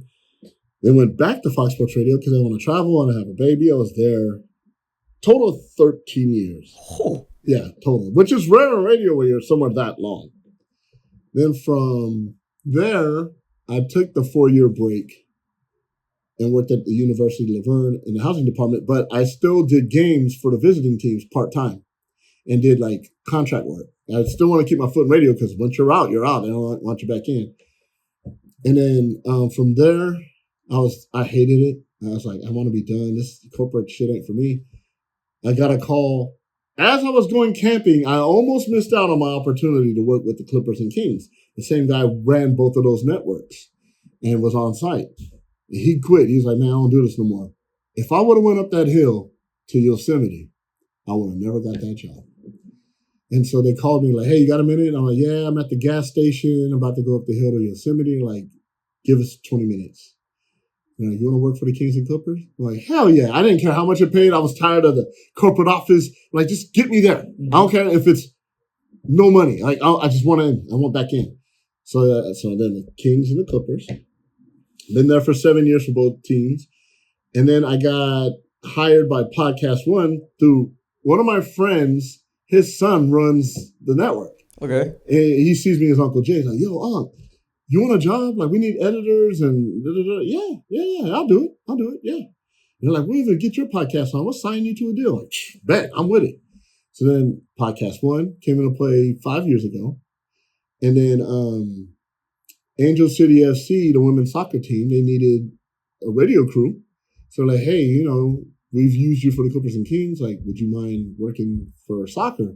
I'm like, I'm not a soccer fan. They're like, it doesn't matter, Jake. You just need to sound good. I'm like, and then you get into it. I mean, I watch soccer. I like it. But like, I'm like, I don't like American soccer. Yeah. Like, I like European teams, whatever. I like watching international. But then I'm like, okay. And then I, interested, this is cool. Like, everyone's into it. They sell out every game. So I did their audio. So I've been doing that. And then my guy, shout out Nick Hamilton. He has a company called Nightcast Media. And he has a show on Sirius XM 145. And so I produce, and I'm like an on-air sidekick with him. So that's a span of 25 years right there. I did have a stint at Cola 99.9 for 4 months in between the Dodgers and Fox Sports Radio my second time. I almost fist fought the program director. Oh, nice. Yeah, because I was a morning show producer and he wouldn't let me produce. And then he's like, you don't know what you're doing. I'm like, man, you've never worked in LA. I have already. And he was like, you want to fight? I'm like, oh, yeah, I do. And then he saw me outside and he was like, why don't you just go home? You're done for the day. In the middle of our show. So like my host, which is the father of the son that hired me at Podcast One, he was miserable there too. So he put me on the air while I'm driving home. And I was commuting from Glendale to Redlands every day, bro. God damn. 70 miles each way, bro. And I said, nah, I can't do this. So that's when I asked Fox to hire me back. And they're like, yeah, we got you. We got you. And so, I've seen a lot of stuff, seen a lot of crazy stuff, but I don't regret any of it. And I had a lot of fun, still have fun, It's a little different. I'm not in the studio every day, but like if you work on the show, you end up like having camaraderie with all of your friends and the hosts, and if they're cool, And I still have that, like Clipper games where like big family, we talk about personal stuff, And my guy Carlo, he's 23. So, which is rare in the NBA to be that young and have a play-by-play job. He didn't go through the minor leagues. He right out of USC, boom, he was there. And so, like, I got to remember he's still a kid because, I could be his dad technically. And we gel really good. And Adam Oslin, he does Clippers talk and pre and post, and he's in the game. We all three just have fun. We eat together every night and talk and bullshit and just have each other's back. And so, yeah, it's still fun. Like, I get to do this. It's a privilege and an honor to get to do this every day. Even when I'm at home, like, I want to edit this shit. It's due at midnight. It's 10:15, and I've been watching wrestling or something, or a game. Like, oh, shit, I got to get it. But I know my ability. Yeah.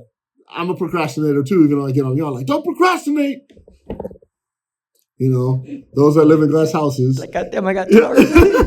Yep. But I know that I could do it. If I couldn't, I wouldn't pull it off. But I know I can pull it off. Plus, I like that rush. Yeah, that's it too. Like, oh man, deadline. I only missed my deadline once in 5 years. Oh shit, that's it. Yeah, that's amazing. Because I was like, I was on the phone like, hey baby girl, what you doing? Hey, and I had to play call. Hey, check it. Why don't you come over? Yeah, I just got a few things I got to take care of. It was like 11:27, and I had an hour of production to do. And I was like, hang up. Shit! And they weren't even mad. Mm-hmm. I was mad at me, like, fuck, I submitted it. It was like 12:17. We always have to have it at midnight West Coast. Yeah. And I called my manager, Alistair. I'm like, Alistair, hey, I messed up last night. He's like, 17 minutes? That's not bad. He's like, it's all right. He's like, I do it all the time. I'm like, oh, what the fuck? I know, you're like, God damn. How? He's like, man, y'all got a lot of work. He's like, but, you balance a lot. I was trying to get a shorty, So, but like, it happens. But I like that rush too. Yeah, I like where I'm like, yo, I gotta hurry, man. Yeah. I do better with deadlines than I do. Yeah, for sure. That's the hard thing about doing this podcast. Sometimes I'm like, man, it's on my own time. I'm like, it'll get done tomorrow. Yeah, like, exactly. I'll put it out Tuesday, Like when I had the Big Brother Jake podcast, it was every Tuesday, on time, midnight. And then I was like, why? I'm messing up my creative. So then I just put some on Instagram or TikTok, whatever. Come in the next couple of days. I don't want to rush the creativity. So I stopped putting deadlines on it. Yeah. But it's good though. Don't you think it's good, like as a creative, to have deadlines too? Yeah, you need them. You need discipline. Because as a creative, you take your time. Fuck yeah. You're like, you'll work on one fucking edit just to get it right. Like the fucking downbeat of this music bed's not matching the voice track. And you'll work on that for an hour. you need the discipline of a time, like a set time. Yeah. Because if they tell me midnight, I'm gonna get it done, and it'll sound fucking amazing. Even if I'm rushing it, I know I'm not happy with it, but I know it still sounds good. If it's like, whatever, I'll work on one stupid edit for an hour, and then get pissed off and take a 3-hour break, and then do it an hour, and then I'm on my phone, I get distracted. Oh shit, I gotta get back to it. Yeah, you need discipline. I don't care how free will you are. I'm a creative. Nah, fool, you need a deadline, you know? Yeah. You know, and it's like, you don't hit that deadline, you broke. You know, you ain't gonna get paid. Mm-hmm. And radio, and that's why I tell people, like, when they're late or whatever, radio is literally 75% being on time. Damn, really? Because there's so many shitty people that do radio, but they're on time. And I tell everyone that. Like, if you, for example, you are talented. Like, you make it in this business. And I'm not just saying that because I'm on your podcast. Like, that's why I'm hard on you. Like, bro, what the hell, man? Really? You're going to be late? And then you're going to talk shit? Like, what are you doing? Like, but I see it in you. I know who wants it and who has it. Yeah. And who doesn't. And if I'm on you, here's a secret. If I'm on you, it's because I know you can do good. Right, yeah, I get that. If you suck, like, oh, that's all right. You're late an hour and what? Yeah, you're good. I remember I had asked you to do this podcast, and then I don't know if you noticed, I didn't do the last assignment. I noticed. I was like, oh, he's not going to do my podcast anymore. That's work, bro. That's work. You know, like, and I kind of knew you weren't because you were doing so well. It's like, I mean, I wouldn't. Yeah, well, I didn't. No, I wasn't gonna do it. It was such an easy one. It was just asking someone questions. Yeah, I was like, but you knew you had the A. I was like, Yeah, we all do the percentages, bro. Like, Yeah. If I don't do this, I'll still get a 91 in the class. I'm good. Yeah. You know, and I don't do minuses or pluses. You know, like I'm lenient. If someone's like at an 88, 89.9, I'm not gonna give them a B plus. That's messed up. Mm-hmm. Like, you know, because that happened to me in college. Like, I'm at an 89.9. I need this aid so I can be magna cum laude. Mm-hmm. He wouldn't give it to me.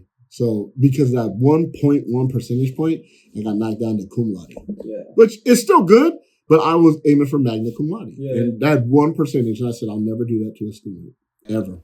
Yeah, sometimes it's like, you don't gotta be that serious. Like, yeah, but some of them are, bro. Mm-hmm. And it's just like, man, that's messed up. Like, you're working your ass off, and you gave your best, and it just happened to be in 89.9. Yeah, I'm gonna bump you up. Yeah, and especially like in school, you're doing like a different subjects and a bunch of finals and the shit. Yeah, exactly. And that's the thing. It's not just my class. And see, I keep that in mind too. Mm-hmm. That's why I'm like, here's your schedule. This is how you do it. This is when we're gonna do it.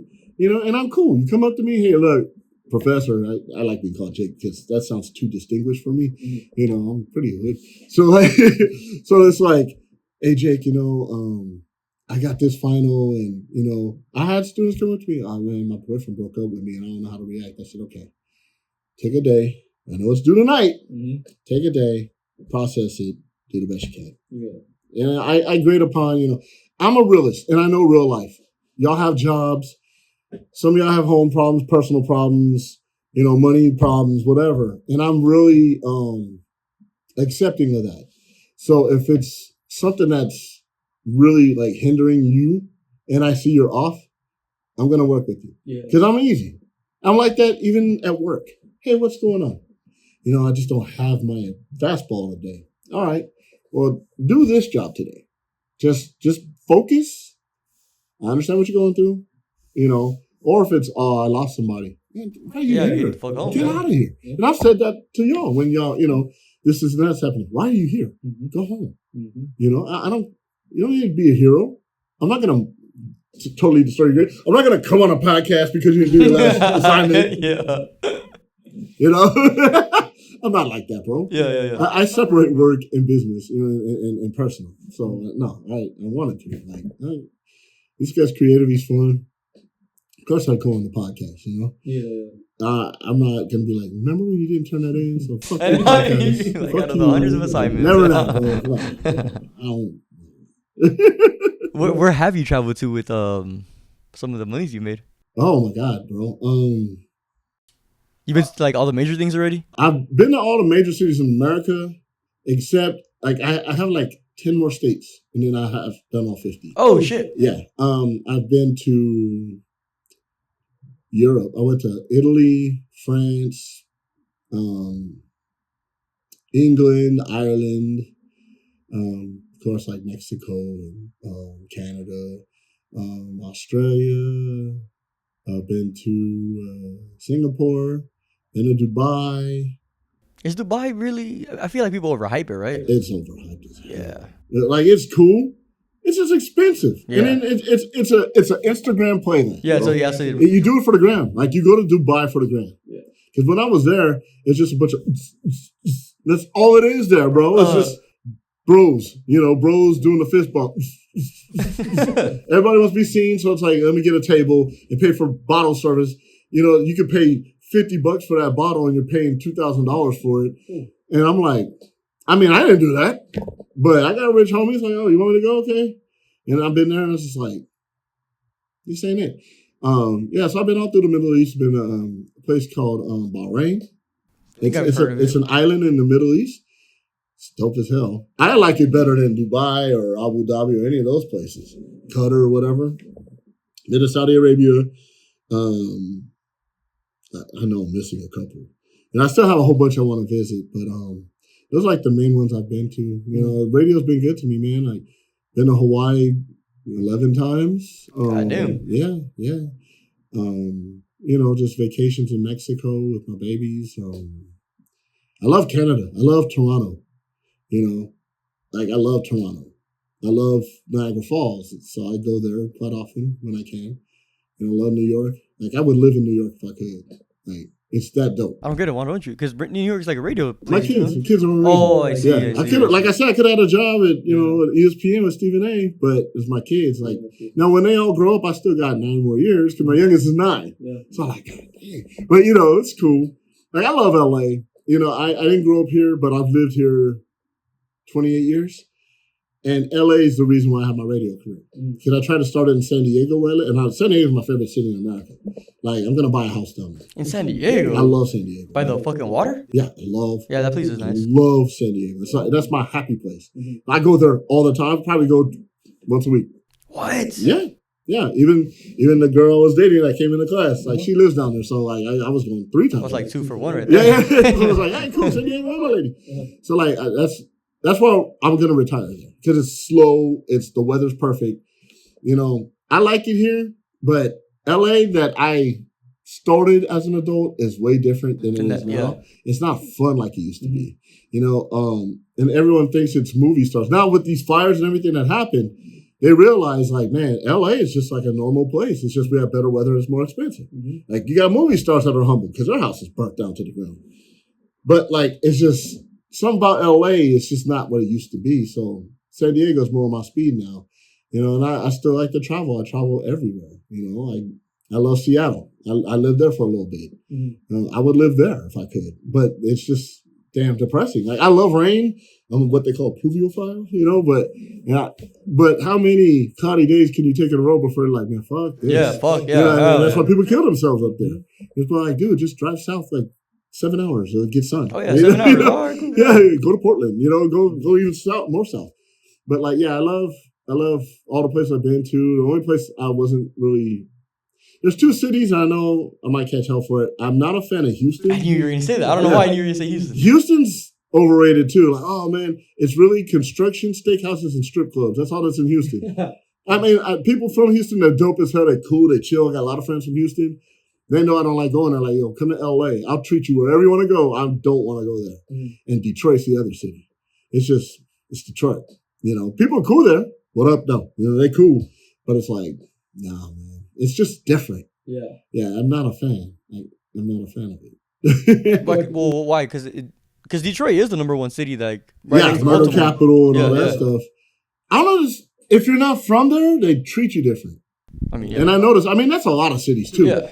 But just something like, where you from? Like, we grew up here, where you from? Like, oh man, it's gang, oh man, I don't bang, And I'm like, nah, I'm from Los Angeles, from LA. Like, soft. You're right. Yeah, I was gonna say, you're right. So like with Chicago, they're like that. But Chicago's cool. I like Chicago a lot. Like, I love New York, Chicago. Another overhyped city, Miami. I think Miami is one of the most overhyped cities in the world because you have one stretch of land, one street. Yeah. Beachfront Avenue or Collins. and it's all the clubs. It's fun, but Miami's fun for like 2 days. Yeah. And then like, all right, get me the fuck out of here. Like, I was watching a documentary that says like, yeah, you have that street that you're talking about, South Beach, yeah. and then all the apartment complexes and houses after that are like really hood. Yeah, like really fucking ghetto. Yeah. Like I took a wrong turn and ended up in a place called Liberty City. It's like Compton. And like, and they know a rental car right away just from the license plate. It's different. So like, what the fuck you doing here? I'm like, man, I'm a tourist. I got lost. I know where I'm at now. You know, it's where like Luke and Two Live Crew's from. I know, I get it, man. I'm sorry, I'm in the wrong spot. Okay. Yeah, go ahead and go, man. Yeah, you're like, oh, thank God. I got a hood pass. Thank God. You know, and I wasn't flashy. I wasn't dressed nothing. I was just like, you know, just like a t-shirt and jeans. And they were like, okay, just know where you at next time, homie. Like, because we would have Swiss cheesed you up real quick. Yeah, shit's crazy. And I was like, okay, fuck Miami, I'm out. You know? Yeah. Just like if you go to Watts or Compton and you end up in a dead end, like, where's Hollywood? Right here. That's it, you know? So it's the same thing. So yeah, just stick to the main streets, man. But yeah, like I love the U.S., man. Like the places to go. There's some cool ass cities here. Like now, on the other side of West Florida, like Sarasota, Florida, Tampa, I love that part of Florida. Okay, it's fun because it's more down to earth. Okay. It's cheaper to live. My sister lived there for a good time. I went to see her like 4 years ago out there. We partied and spent $150 for 3 of us, and we were fucked up. Oh shit! Damn, 150 is crazy. Yeah, that's it. We got paid off $150. God no, damn. No state tax. Everything's cheap. Gas is cheap. Yeah, I know. $2 over there. I'm like, yeah. Oh, another city I don't like is Phoenix. I hate the desert. I passed through Phoenix driving, and I was like, yeah, it felt like very like. Now, if you're a college kid, like you got ASU in Phoenix. Yeah, it's fun. Tempe is a fun city. But I'm old now, man. I ain't trying to chase no college co-ed, you know what I'm saying? Like, so it's fun to go to the bars, but it's like, I can be someone's dad up in here. So Yeah. I'm there to drink now. You know, I ain't there to chase tail or whatever. But Phoenix overall is just boring. I went to some of the clubs out there, and I was like, yeah, it's all right. Like, you got to go to Tempe. Tempe is fun, but like, Scottsdale's like old, rich, Caucasian. I don't know where I was at. I was near the basketball stadium. Yep. Then you were in Tempe downtown area. Yeah. I don't know. I went to 2 different clubs, so maybe I didn't see the ones that you liked. But I was like, shit's they're closer to the campus. No, I wasn't that close to the campus. Yeah, if you're closer to the campus, they have better bars. Like there's more bars than clubs in there. I prefer a bar anyway. Same. Yeah. Yeah, I don't need the you know, and all that expensive $22 drink. Man, just give me, you know, gin and tonic, maybe pay $12 for it. You know what I'm saying? Is that your drink of choice, gin and tonic? Gin and tonic. Yeah, man. Oh, hell no. Gin and tonic, yeah. I grew up on Tanqueray, bro, like Snoop. Shout out Snoop. You would on the Hennessy or some shit. Because I'm black, man. Pretty much, yeah. I mean, yeah. I like Henny and I like chicken too, man. No, I like Henny. I drink Henny. Oh, do you? Oh, I fucking hate the taste of it. Well, you mix it. Like some people do it like straight. Mm-hmm. No, man, I put Coke in that bad boy, man. Or ginger ale. If you do Henny and ginger ale, I'm telling you, if you get a good amount of both, it tastes good. Because I know Henny by itself is not good, and it's a lower grade cognac. So if you have like Martell, you know, or Remy Martin, those are like more higher class cognacs. They taste better. You know, Hennessy is like for the homies in the hood. It is. And I'm a homie from the hood. So yeah. That's funny though. I wouldn't think like a light soda and a dark liquor would go together. Well, I put Coke in it, or ginger ale is the best though. No, that's why ginger ale is like a light. It's just because the ginger is, you know, if you get ginger beer and mix it with Hennessy, like the taste, it balances it out, and you don't taste too much of the Henny, you don't taste too much of the ginger ale. It's a perfect mix. If you mix it just right, perfect mix. You know, because I'm not like, I like Henny, but I don't. Like I have to be in the mood for it. Yeah. You know, that's where gin is like, when? Right now? An hour from now? Yeah. Let's drink. Oh, man, gin's the one thing I can't do. I'll do gin and tonics. I fuck with them. Yeah, gin and tonic. That's it. But gin straight though, I can't do it. I was doing gin shots in Vegas. You know? Oh hell! But the guy was buying them, and we were at this club that overlooked Vegas. It was really nice. Like you could see all the hotels and stuff. And he's like, "Yo, man, what are you drinking?" I'm like, "Gin and tonic." "Well, no, you just have a shot of gin." Yeah. You don't shoot gin, you sip it, homie. And I'm a gulper. Like no drinks last around me. Even sodas, like that's it. And we were taking shots of gin, and it's just like, nah, this ain't it, man. It's getting a headache. Because gin will give you a headache. I was like that off of tequila too. Like I couldn't drink tequila for the longest time. Now I can. Like, I like Palomas, you know. Okay, yeah. You know, I like tequila now. I like Tequila Sunrise. I like all that now, but I had a bad experience with tequila in the Navy. I was drinking a whole bunch. This is good for Mount Sac, I'm sure. So, well, I have a pasta. So I was in the Navy, and back then, I could drink beer like nothing. You know, and we were at Club Iguanas. Okay. I'll never forget, on Avenida de Revolucion. Never forget it. So I would buy buckets of beer at a time. 6 beers, and it was like something like $10 back then. 96, 97, around the 1900s. And so I was tipping the guy really good the whole time.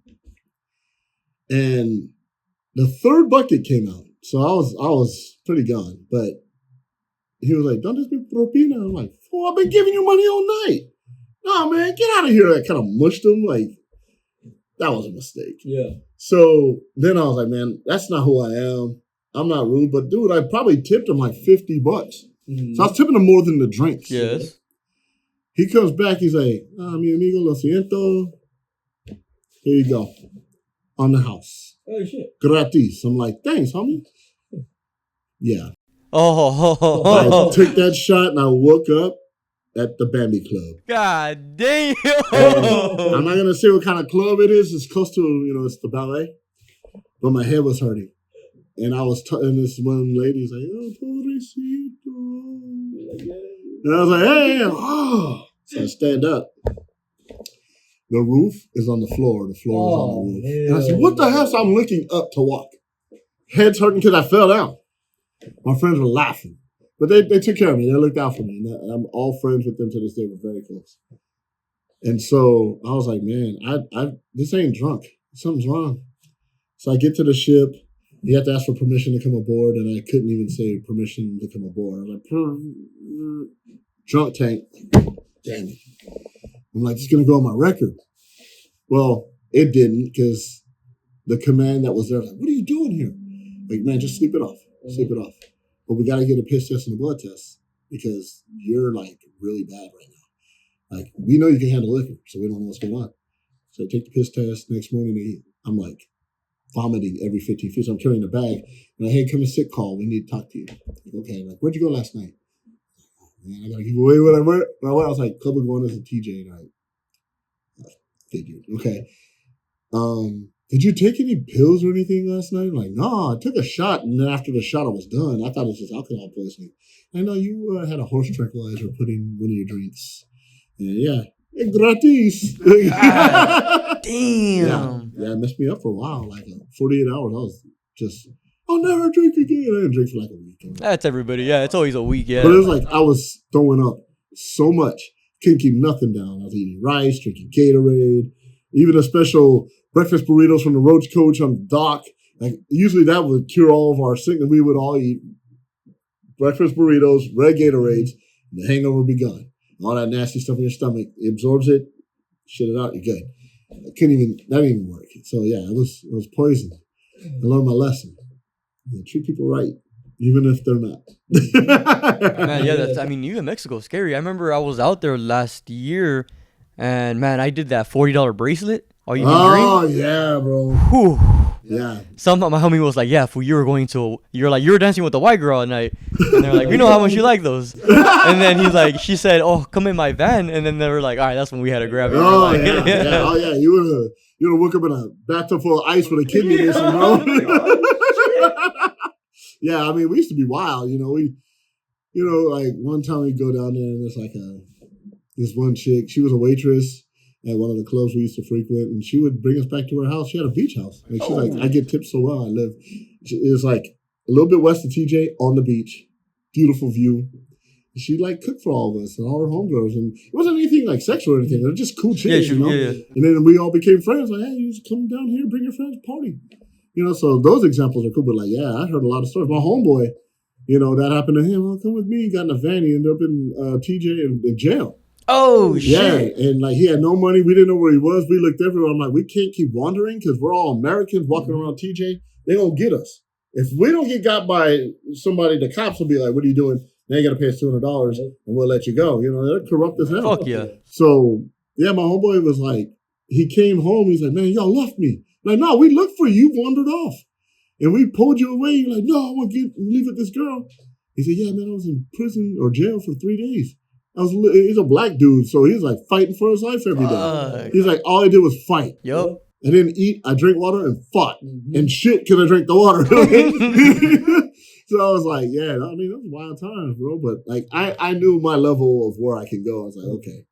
And I already knew, like, I always would vet the homies. There's some homies you just don't hang out with when you're going to go party. Yeah. You can love them to death, but you don't hang out with them. Yeah. And there's some, even if you kind of like them, like, they got your back. And I always went with people that had my back, you know? Yeah, that's how it should be. Fuck yeah. Yeah, yeah, for sure. Yeah. For sure, yeah.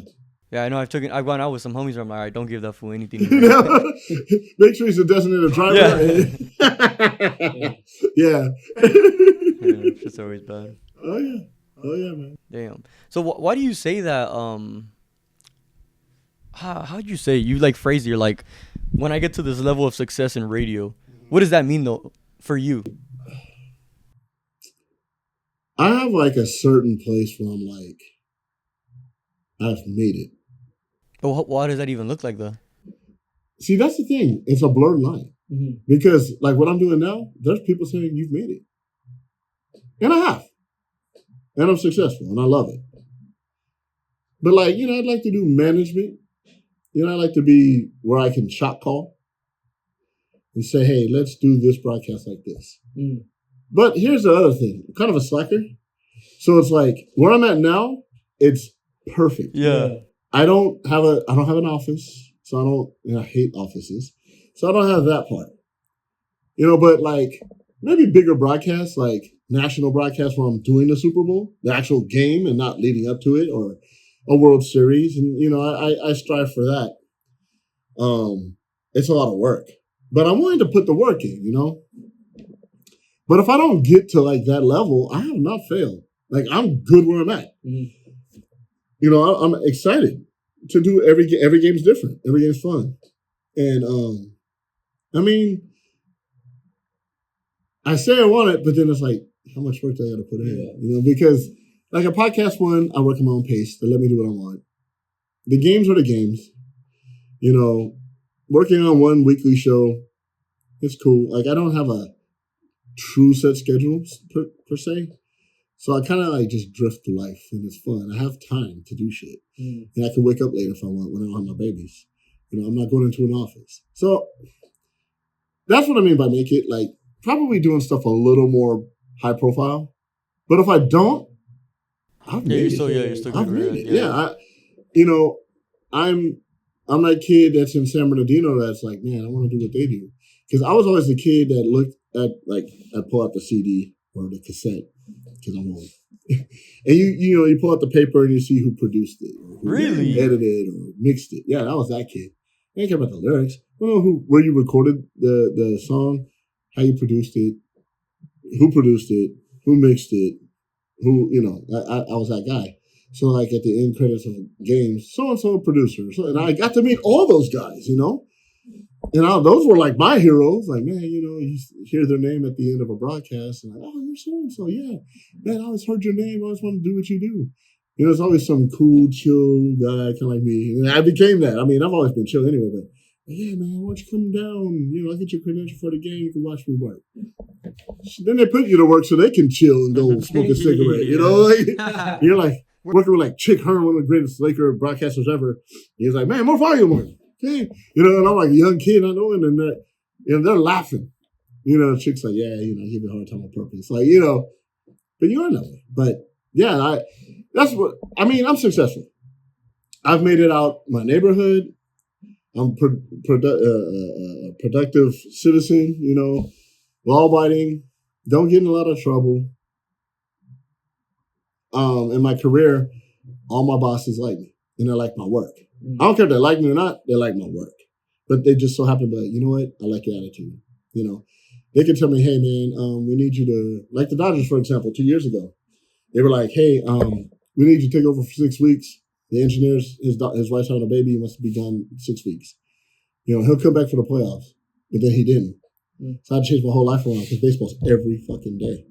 So, but I adjusted, you know. It's like, or I'll get a call like, hey, I need you to come to Vegas and work this event, this remote, you know. we have gear here. Just put it together. Sometimes I don't even have it put together for you. Just mix. Mm-hmm. You don't pay me $2,000 to fly out somewhere. Just mix. I ain't got to tear down nothing. Nope. Okay. Cool. Fuck, that sounds amazing. It is. So in that sense, I've made it. You know. But like the higher ups, they make the shot call, but they make the money. Like the fuck you money, you know? So I have to work enough jobs to say, F you money. You don't have fuck you money yet. Yeah. So it's like, F you. You know, I don't have to look at a price tag. And I know it sounds kind of cocky, but it's not. No, I get it. It's not like you don't have to, you know, like you can take your boys out for a good bite to eat and drinks. Mm-hmm. It's like, damn, the bill's $600, but I ain't got it. Yeah. You know, but the old man's like, what the fuck did y'all eat? Like, you got lobster too? Man, I got the twice baked potato. What are you doing over here? Yeah. Well, you're drinking that old-fashioned whiskey that's $37 a glass. What's wrong with you? But then they let me do it too. So yeah. Like, that's in my head. I'm not telling them that. I'm not a cheap bastard like that.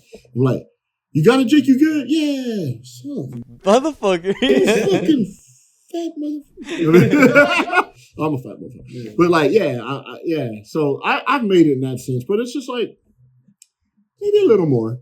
And I'm happy. Mm-hmm. Like, but I made it because I always wanted to be a professor. So I made it. I like being Really? You always wanted to be a professor? I did. Whoa. For radio. Yeah, for radio. No, for radio. I ain't teaching history, bro. Yeah. No. It's gotta be something I'm into. Yeah. You know, because I like to mentor. You know, I mentor like at-risk youth.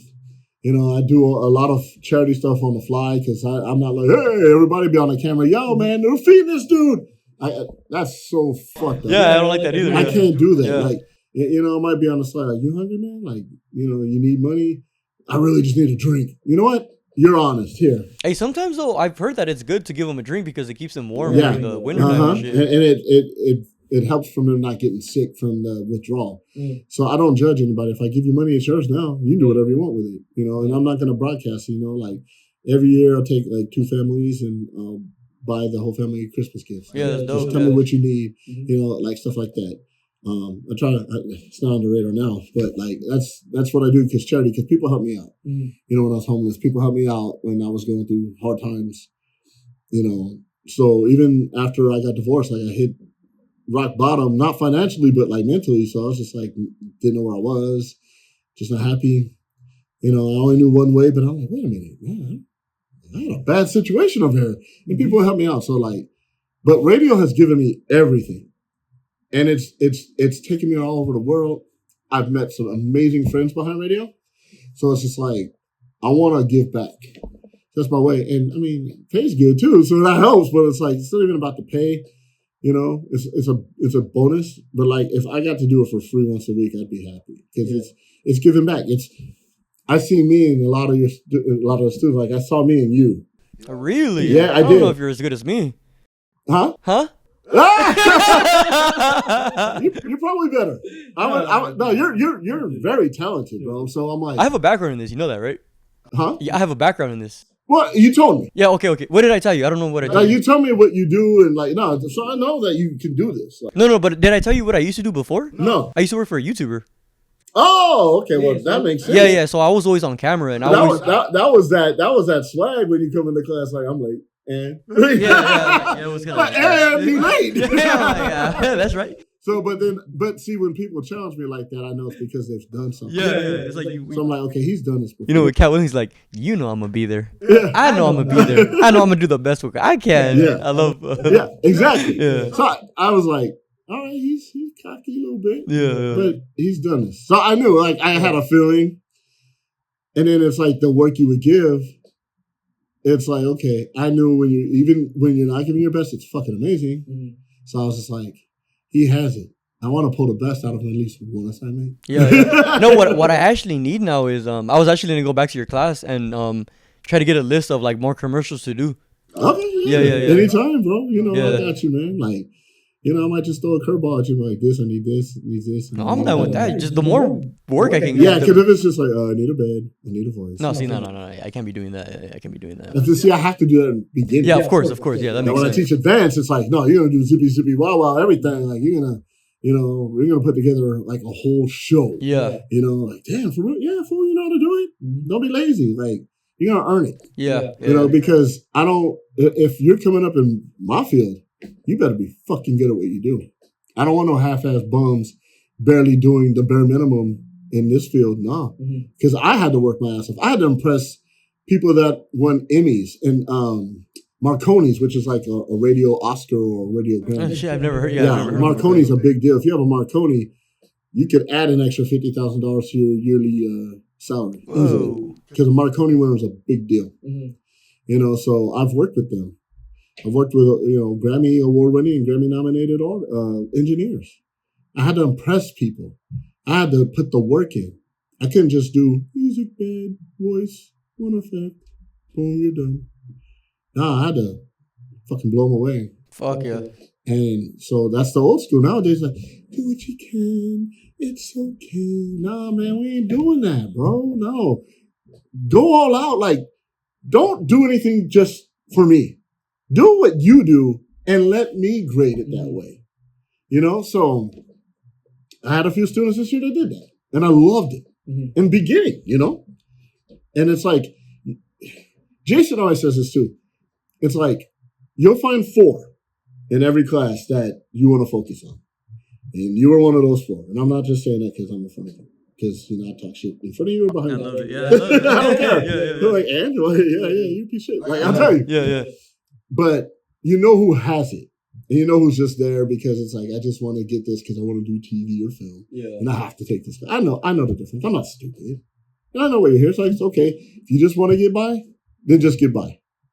But if you have a passion for it, show me your passion. Because I might be like, yo, I know somebody that needs an imaging guy or a production guy.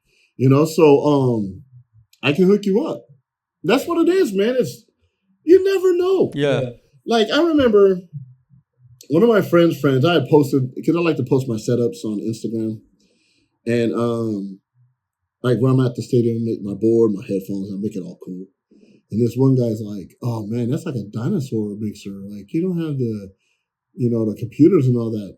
That kid's working for me now. Humble as shit. Okay. Yep. Yeah. Yep. He felt bad, and because he like where he does his side work, he has all that and he controls cameras. And he's like, man, that's a weak board. Yeah, he's using that weak board to mix games, and he's thanking me every day. And no shade to him, and I ain't gonna mention his name. He's a good guy, but yeah. And he was working for somebody I was working with. I'm like, man, you need to tell your boy to. With his comments under my pictures, like, he wants work. I can get him work. He's fucking up. He humbled himself. Yeah, but I think it's good, like, in moments like that. I try to do it. It's like, if I ever do that, but I do it jokingly, but then I'll be like, hey, you were right, dog. Like, I was like, you were right. Like, I don't know what the fuck I was doing without this fucking... Right, yeah. And that's the thing. It's like, you never know. You never know. Like, if there's like a circle of people and they start talking bad about somebody in the business, I don't say a word. Because you never know. Because I had a friend that was doing that, and he got interviewed by the person he was talking shit on. And the guy knew it. Oh, shit. And it was in the parking lot outside of where he was about to get interviewed. Because he saw some of his old friends like, oh, you got this job, homie, just talk to so-and-so. Wait, so-and-so? Oh, shit. Okay. And he goes and he gets interviewed, and then it's like, that's the job. Yep. And the guy even said, like, you probably would have had a chance if you didn't badmouth me to people that were higher than me. Yep.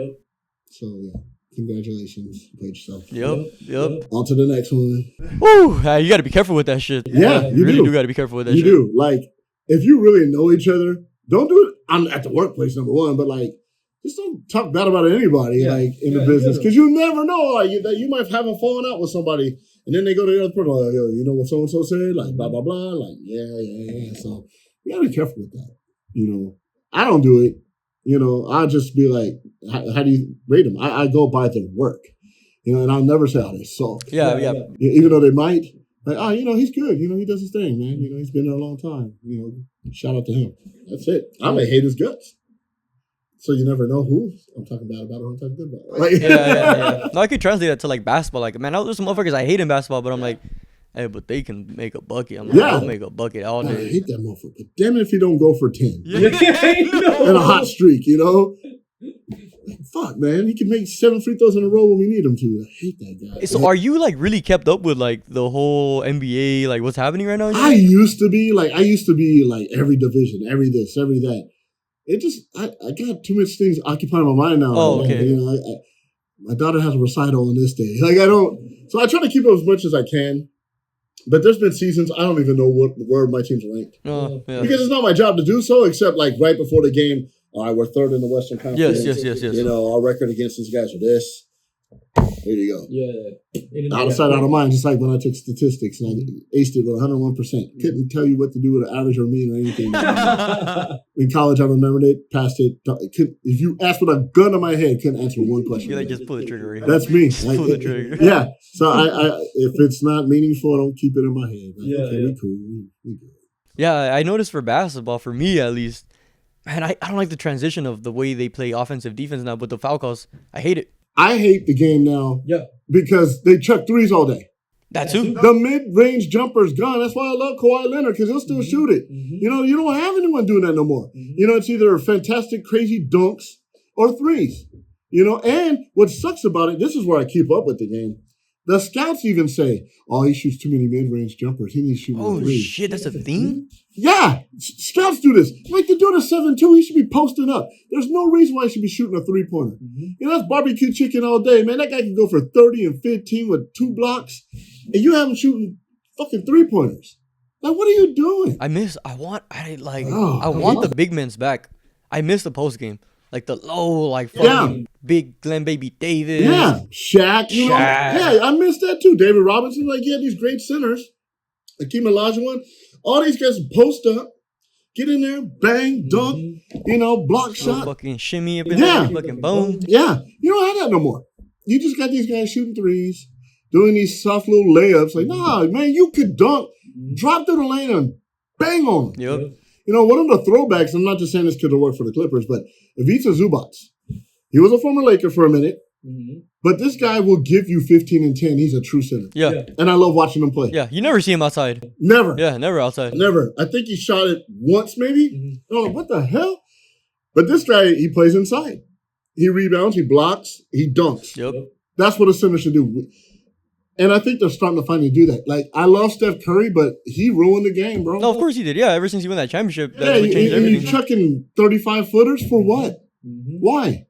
So, like, oh, well, Steph can do it. But that's Steph. Yeah, Steph's been in the gym for hours perfecting that. Yeah, he come working for, you know, AAU game playing ball, and you're chucking up a half-court shot for what?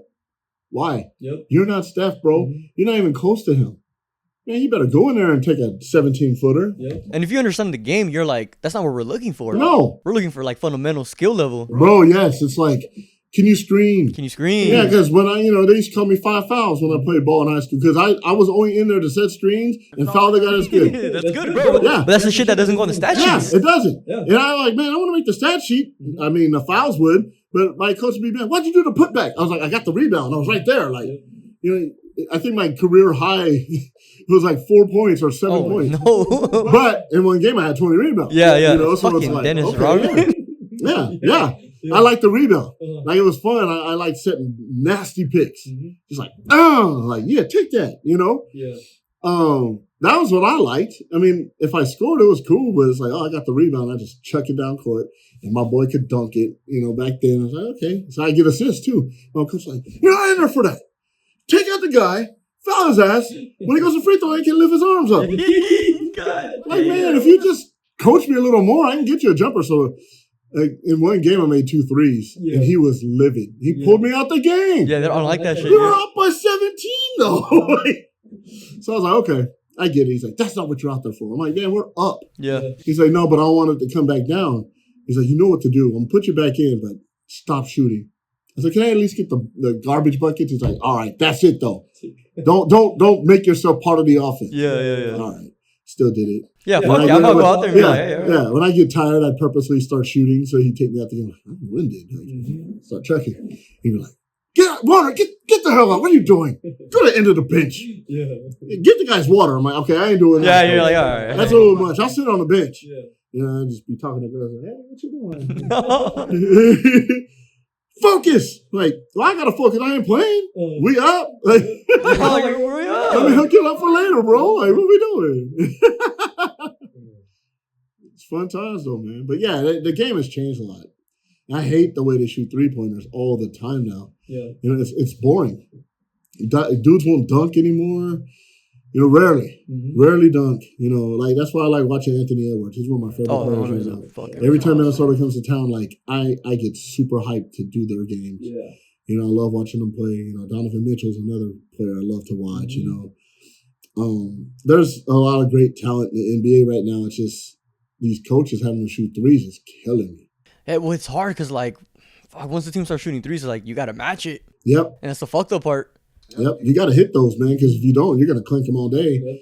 You know, and that's the thing. So that kind of play has kind of taken me out of, like, following the standings closely like I used to, the scoring leaders, who's leading. I don't pay attention to that no more. It's just like, what place are we in? What are our chances of making the playoffs? And I don't really focus, like, on the Clippers. If I'm working with another team, like contract work, you know, I'll do my homework before I go in. And, all right, so, you know, Ja Morant's doing this right now, because they do a lot of work for Memphis, too. So, okay, Ja Morant's doing this and that. Okay, yeah. So then I tell my announcer, most of the time, he's good. Eric Hasselman, shout out to him. Dopest Jordan's in the game with the dopest suits. And he's a good guy. I love working with him. He's like, Jake, you got a night off today. Well, what do you mean? Just mix my audio. I got everything. Like, I love guys like that, too. A lot of them will do the homework. You know, I'm old school, like, hey, you need this. You know, I grabbed you 2 waters from downstairs. Like, man, I get my water, dude. Yeah. You know, but it's like, it's respect to the OG. Yeah. So I always show respect, you know. Hall of Fame broadcasters, I show respect. But a lot of them are younger than me now. I'm becoming like Unk. And I don't like that. Right? No, man, I'm not Unk yet. What's like, up, Pops? You 50, homie. Yeah. Hear that? All right, old school. What the hell does that mean, bro? Shoot, man, I know more about your shit than you do. Yeah. But it's an honor, you know. So, yeah, so I don't really keep up like that. But, you know, if it's needed, then I will. But like my guy, Carlo Jimenez and Adam Oslin, they do great work. So it's like I don't have to worry about anything. I just mix. They're like, just mix, make it sound good, big bro. That's the comment. Hey, big bro, just make it sound good. Like, I got you. And then back at the station, how's it sound? Amazing. All right, we're cool. Back on the phone. Like, you know. It sounds cool though. Everything you're talking about, I'm like, that. It is. Fuck with them. Like, that sounds. I'm telling you, I live a life of just fun. You know, I can't really say. If anything would go wrong, it's like anything to do with, like, you know, my personal life, like chicks or whatever. Yeah. That's the only time I have a bad time. Women. I love y'all. But I'm just saying, like, they're headaches. Yep. But I'm a headache too. I can be hard to deal with. But honestly, I'm thinking as you ask this question, as you say this, and I'm like, I don't have anything to complain about. Yeah. You know? I don't. I bitch about my drive to Inglewood, but it's like, I'm going to a game, and I'm working it, and I get to watch it. And they feed me for free.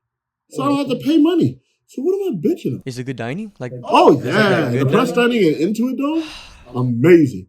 You know, they carve up, like, prime rib and stuff. Yo, I've seen, like, mashed potatoes. Yeah, no, they take care of us, man. Even at Staples Center, I mean, I talk mess on the food, but, like, they feed us for free, and it's good. You know, it's one less meal I got to pay for. Yeah. But, like, yeah, we eat for free. Damn, that's crazy. You know, when we travel on charter jets, you know, and they feed us before we get on the plane. On the plane, we get to our 5-star hotel, and there's food waiting there, too. So it's like, what am I bitching about? And people will find a way to complain. Like, I don't never forget, it was 2004, we were flying to Boston. And there's this one camera guy, because they travel like the team's like broadcasts too on the team plane.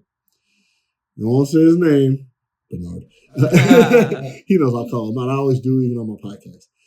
And we get these cool little menus, and you get 3 choices to choose from.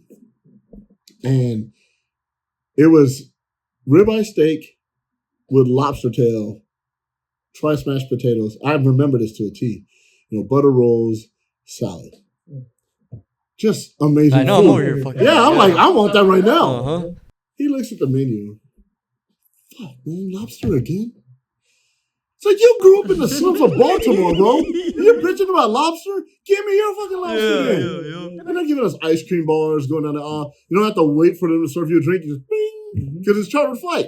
Oh, excuse me, I hate to bother you. Can I get a Jack and Coke? Yeah, no problem. They give you alcohol. Like, it's a dream life, bro. And that's why people gatekeep it, because they don't want to lose it. But I don't gatekeep. I want you to be there with me. So I'm going to give you all the tools. That's why I teach. Like, I'm going to teach you how to do this stuff so you can enjoy that. Because I got friends now, like the guy that dinosaur board, now he loves what I do. He's like, man, you got a good life, man. Do you ever take this for granted? I'm like, never. Not one game. I might be bored because the game sucks, but I'm doing a game for a living. How could I be mad at that? Yeah. How could I be like, fuck, man, this sucks? I may be a little tired if I have to do a doubleheader same day, but I'm not bitching about it. And you see a lot of these, oh man, fucking doubleheader. Yeah, bro, you're getting double time right now. Especially TV guys. Yeah, y'all union working both games. Y'all getting money. Shut the fuck up. Like, I'm happy with what I'm making. Like, that's good. So yeah, okay. So what? We have to sit and watch a hockey game now because basketball's over? Oh man, that sucks. No, it doesn't.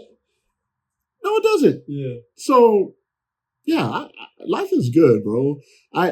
Anytime I get jaded, it's very rare. I just look back and I'm like, I work for the Clippers. I mean, my dad is rolling in his grave because he's a Laker fan. But I'm like, man, I worked with Vin Scully. I worked for the Dodgers. I loved hockey growing up. I worked for my favorite hockey team and worked with one of my favorite all-time players, Darrell Evans. What am I bitching about? And it brings me down to earth every time. With my friends, yo, man, I would kill for that gig. I'm like, you want to learn how to do it? Let me show you. So I put people on because they really want it. And I can tell when they want it and when they don't. When they don't contact me. They're like, oh, man, next week. Oh, man, I got this going on. Maybe next week. I'm like, okay, there will be a time where there's no next week. And you're about 2 more times from that. And then I'll never help you ever again because you don't take it serious. And I take this shit serious. Yeah. As much as I have fun, whatever. I take shit serious. I'm there, game face. When I set up and then test, how we good? All right, you hear me a burpee? Yep. Then it's fun time. Then we're eating and we're laughing and looking at chicks in the stands like, damn, she's fine in the mud, bro. See that? Like, we're having fun. And we're watching the game. Like tonight, we're going to watch Chicago Bulls play the Clippers. It'll be fun to watch. It's like, yeah. And we're going to feel a lot of Chicago fans are going to come. And I think we'll play Chicago. I don't even know. Sometimes I don't even know who I'm playing. I just know I'm going to work. But, like, it's that fun. And it's, yeah, dude, I have a dope life, man. I got amazing kids. I got great friends. My pockets aren't empty. I feel good. Only thing I have left is to move by the beach, and I'm like solid. Like I don't need anything else, Yeah, but I'm happy, and that's the key. A lot of people think money brings you happiness, dude. I've made tons of money and been so down. So they say sometimes you're so poor, all you have is money. But like I have freedom. I could go, like yesterday, it's a Tuesday. Everyone's at work. I go run my errands because of my jobs. Yeah, I can go to the grocery store. No one's there. No traffic. Parking's up front. I can go to the gym. I know it's hard to believe. I haven't lately because of my broken elbow. Yeah. But like, I go to the gym. No one's there. Yeah. Or I go to my favorite restaurant. I can eat by myself. No problem. I don't care. I go to a restaurant. No one's there. Like, dope life. Or like, I got a lot of friends that are in the business. Like, yo, you doing anything? Nah, man. Yo, let's shoot up to wherever and go hang out. Yeah. Play ball. Like, I don't need more, but, stuff like that. I got a dope life. And it's attainable. It's not like, oh, man, there's a secret. The only secret is you work your fucking ass off. Man. You work hard. Just work hard and have the passion for it. You got to have a passion for it. If you don't want to do it, you're not going to be good at it. So if it's something, it's what I want to do. And I'm not scared to lose it to someone else because I know I work my ass off. If I do, it's fine. Charge it to the game. That's how it is. That's why I'm like, I teach people to be better than me.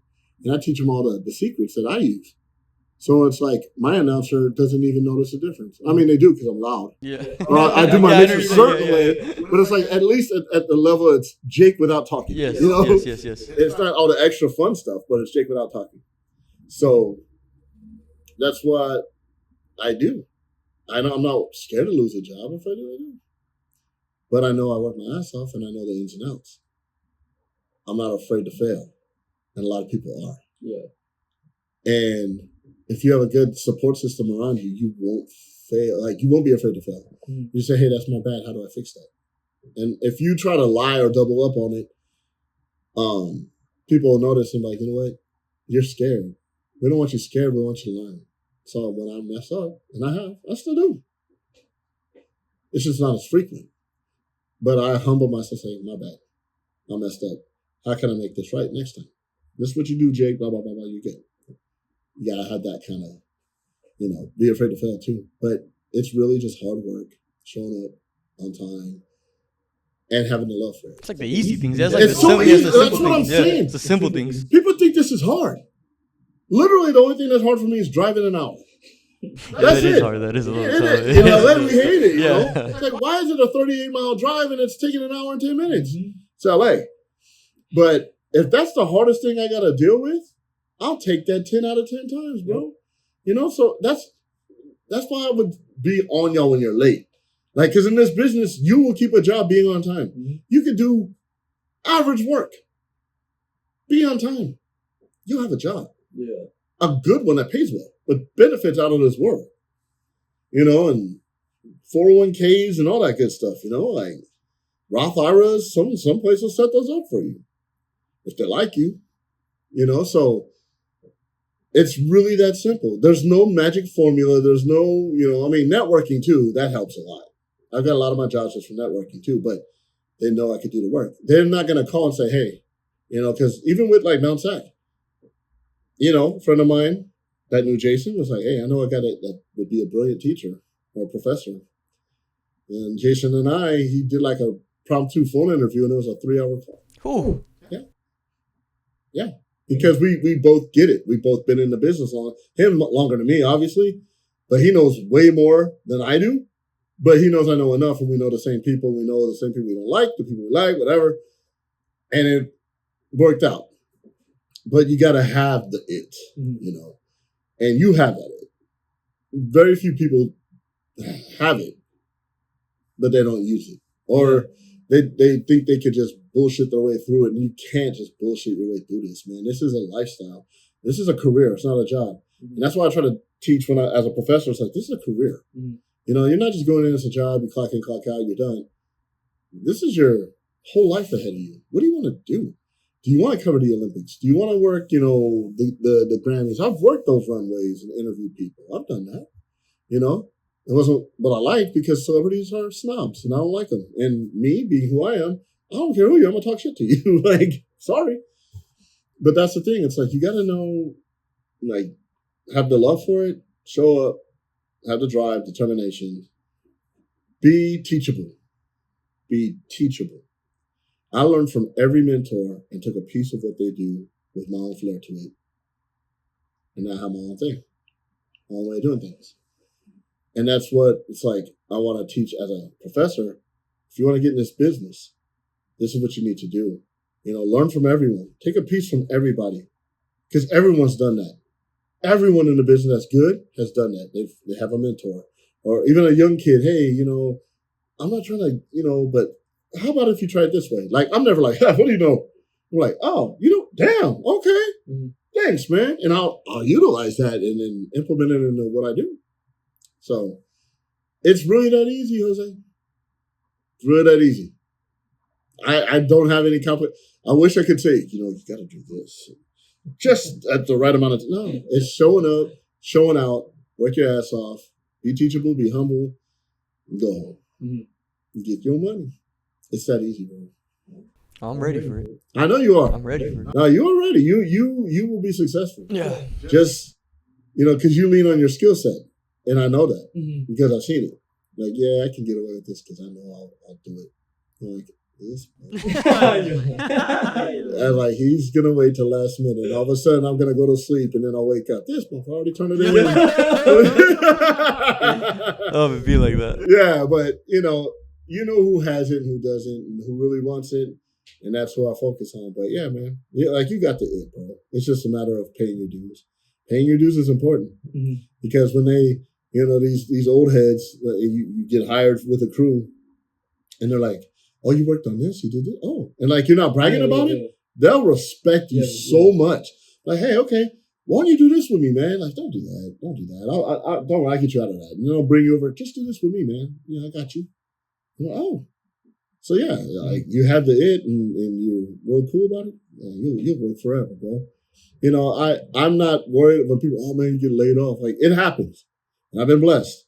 But I know through my ability, I'll get put on somewhere else. Yeah. Because I've been doing this a long time. Mm-hmm. So I don't worry about it. But I don't worry about it either because I work hard. I work as if you're going to take it from me.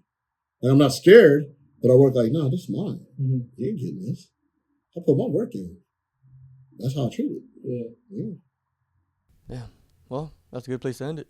It's good. It's already been 3 hours. Yeah, thanks for having me on, bro. It's fun, dude. It's fun. Anything else you want to say before we cut? Check it, man.